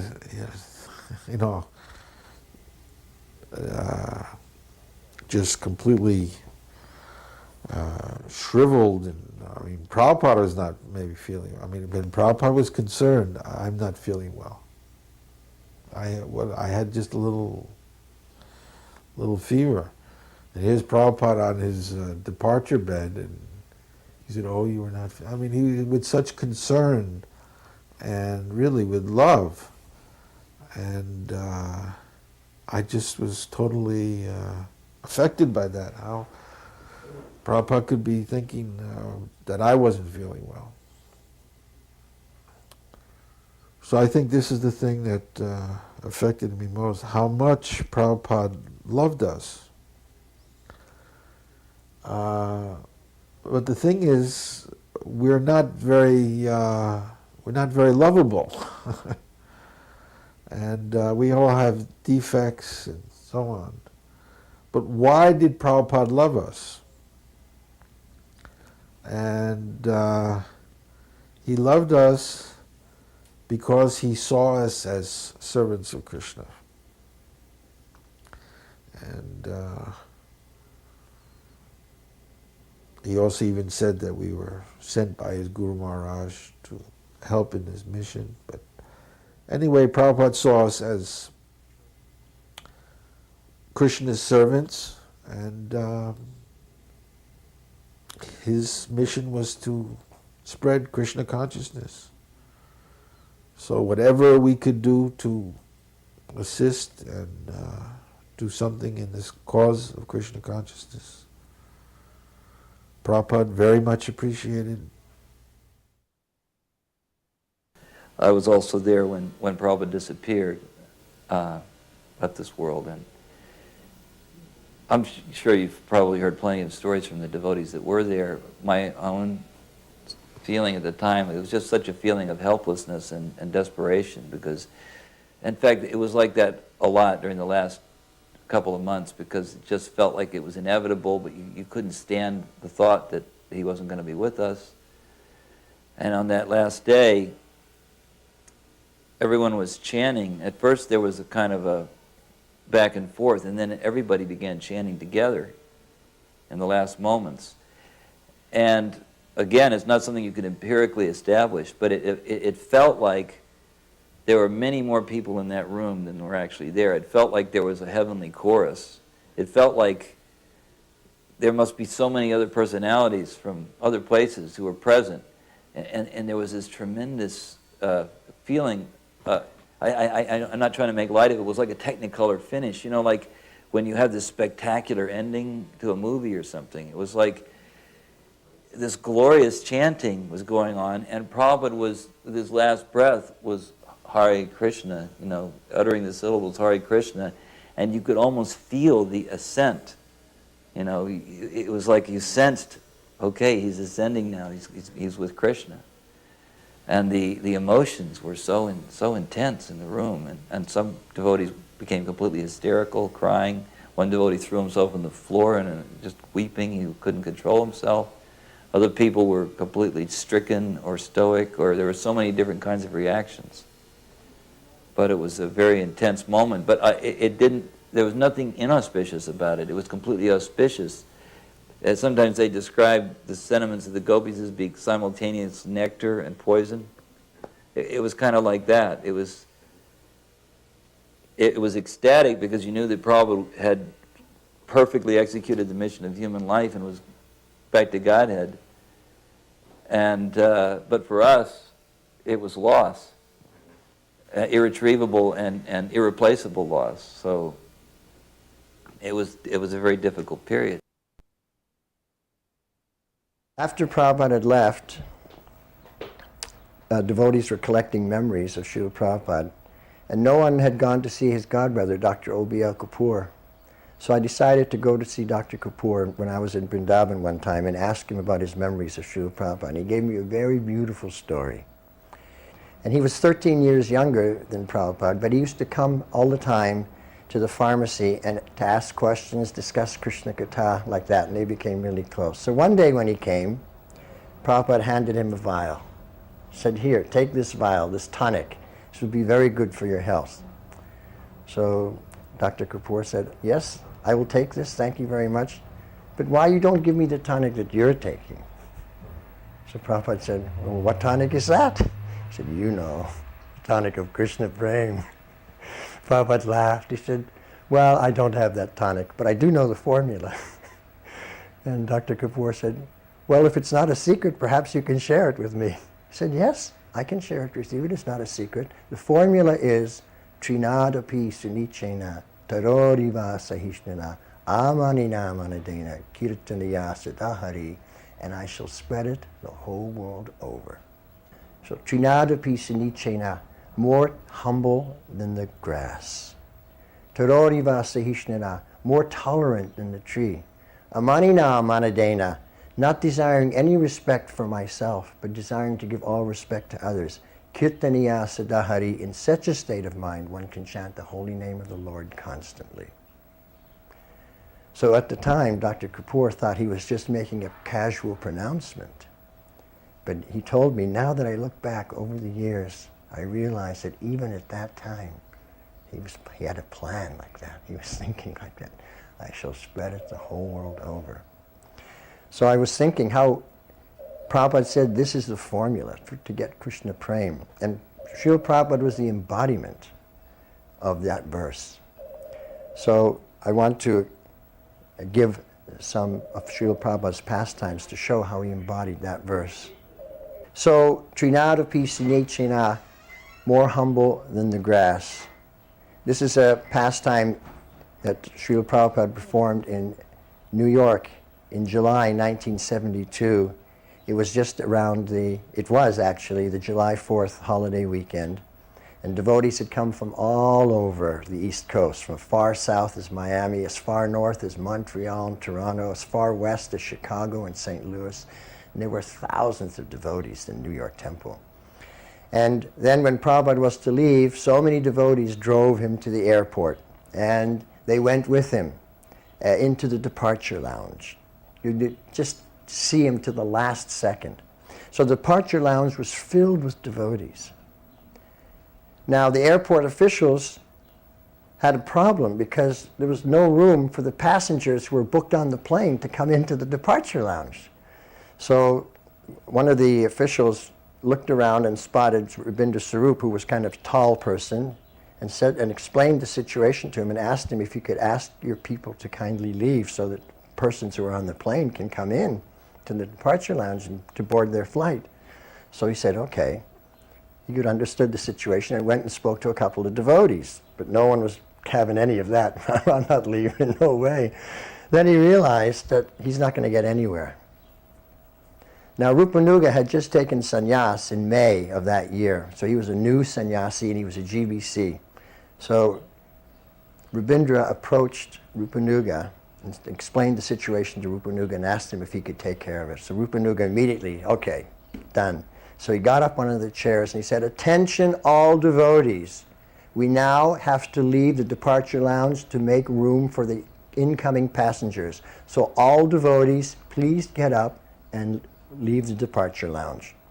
No one did anything. Everyone just sat there and looked at him, except for one person, Srila Prabhupada. He got up and started to walk out. And Rupanuga said, no, not you, Srila Prabhupada. He was so humble. When he heard that devotees should get up and leave, he got up to leave. And no one else did. So this is the symptom of humility, more humble than the grass. He was the only humble Vaishnava in that assembly. Taroriva Sihishnuda, more tolerant than the tree.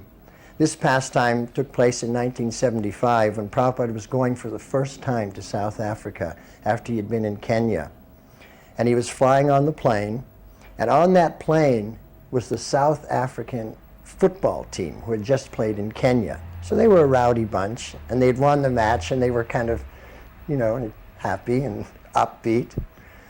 So after the plane took off, the stewardesses came around, they were serving drinks, and these guys were taking their drinks and getting a little high and a little rowdy, lighting up cigarettes. Now, it's a non-smoking cabin that they were in. So Pushta Krishna, who was Prabhupada's secretary, was sitting next to Prabhupada, Pushta Krishna Maharaj at that time. He got a little disturbed. This is not very nice. Why Prabhupada should be subjected to this? So he pressed the call button to call for the stewardess. And she came and he explained very nicely, this is the non-smoking area, and could you please ask them to extinguish their cigarettes? So she agreed.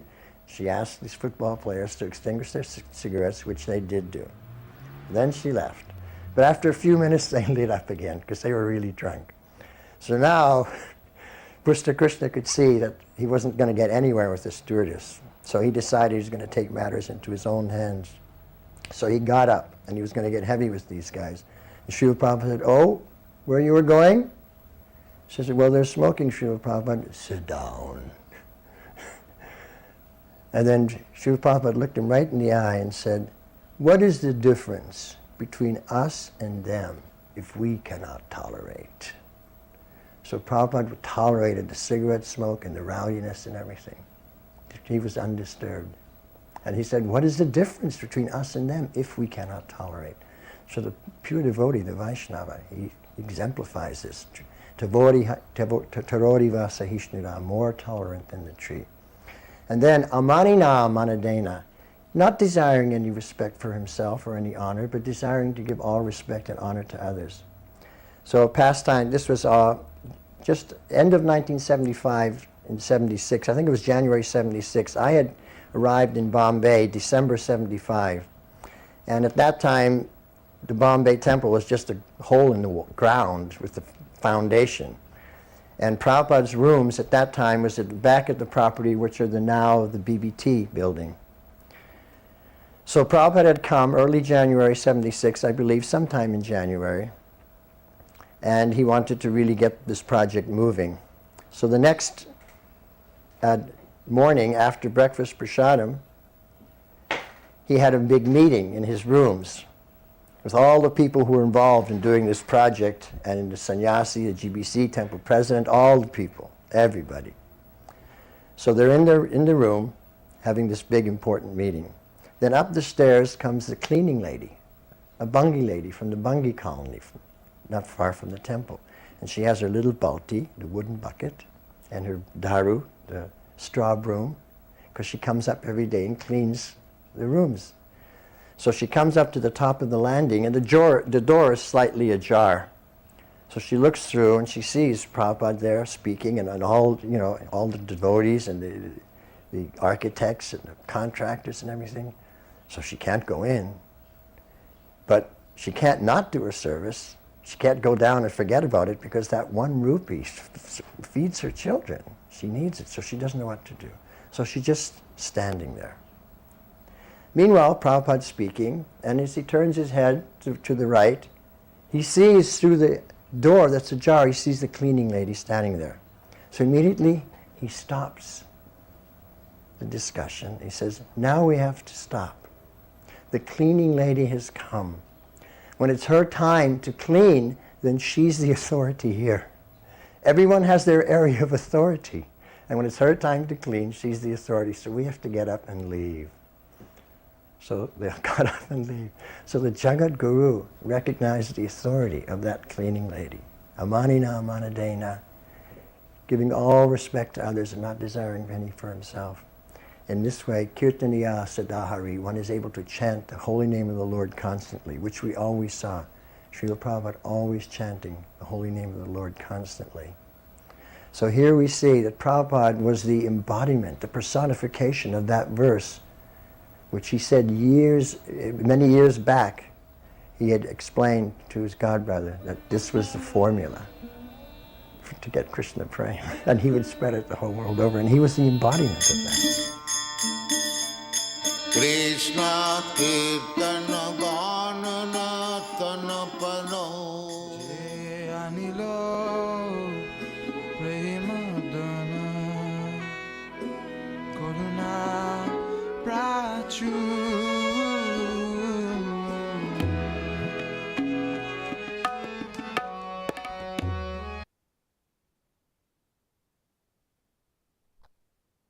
Of Prabhupada memories over these last 6 days.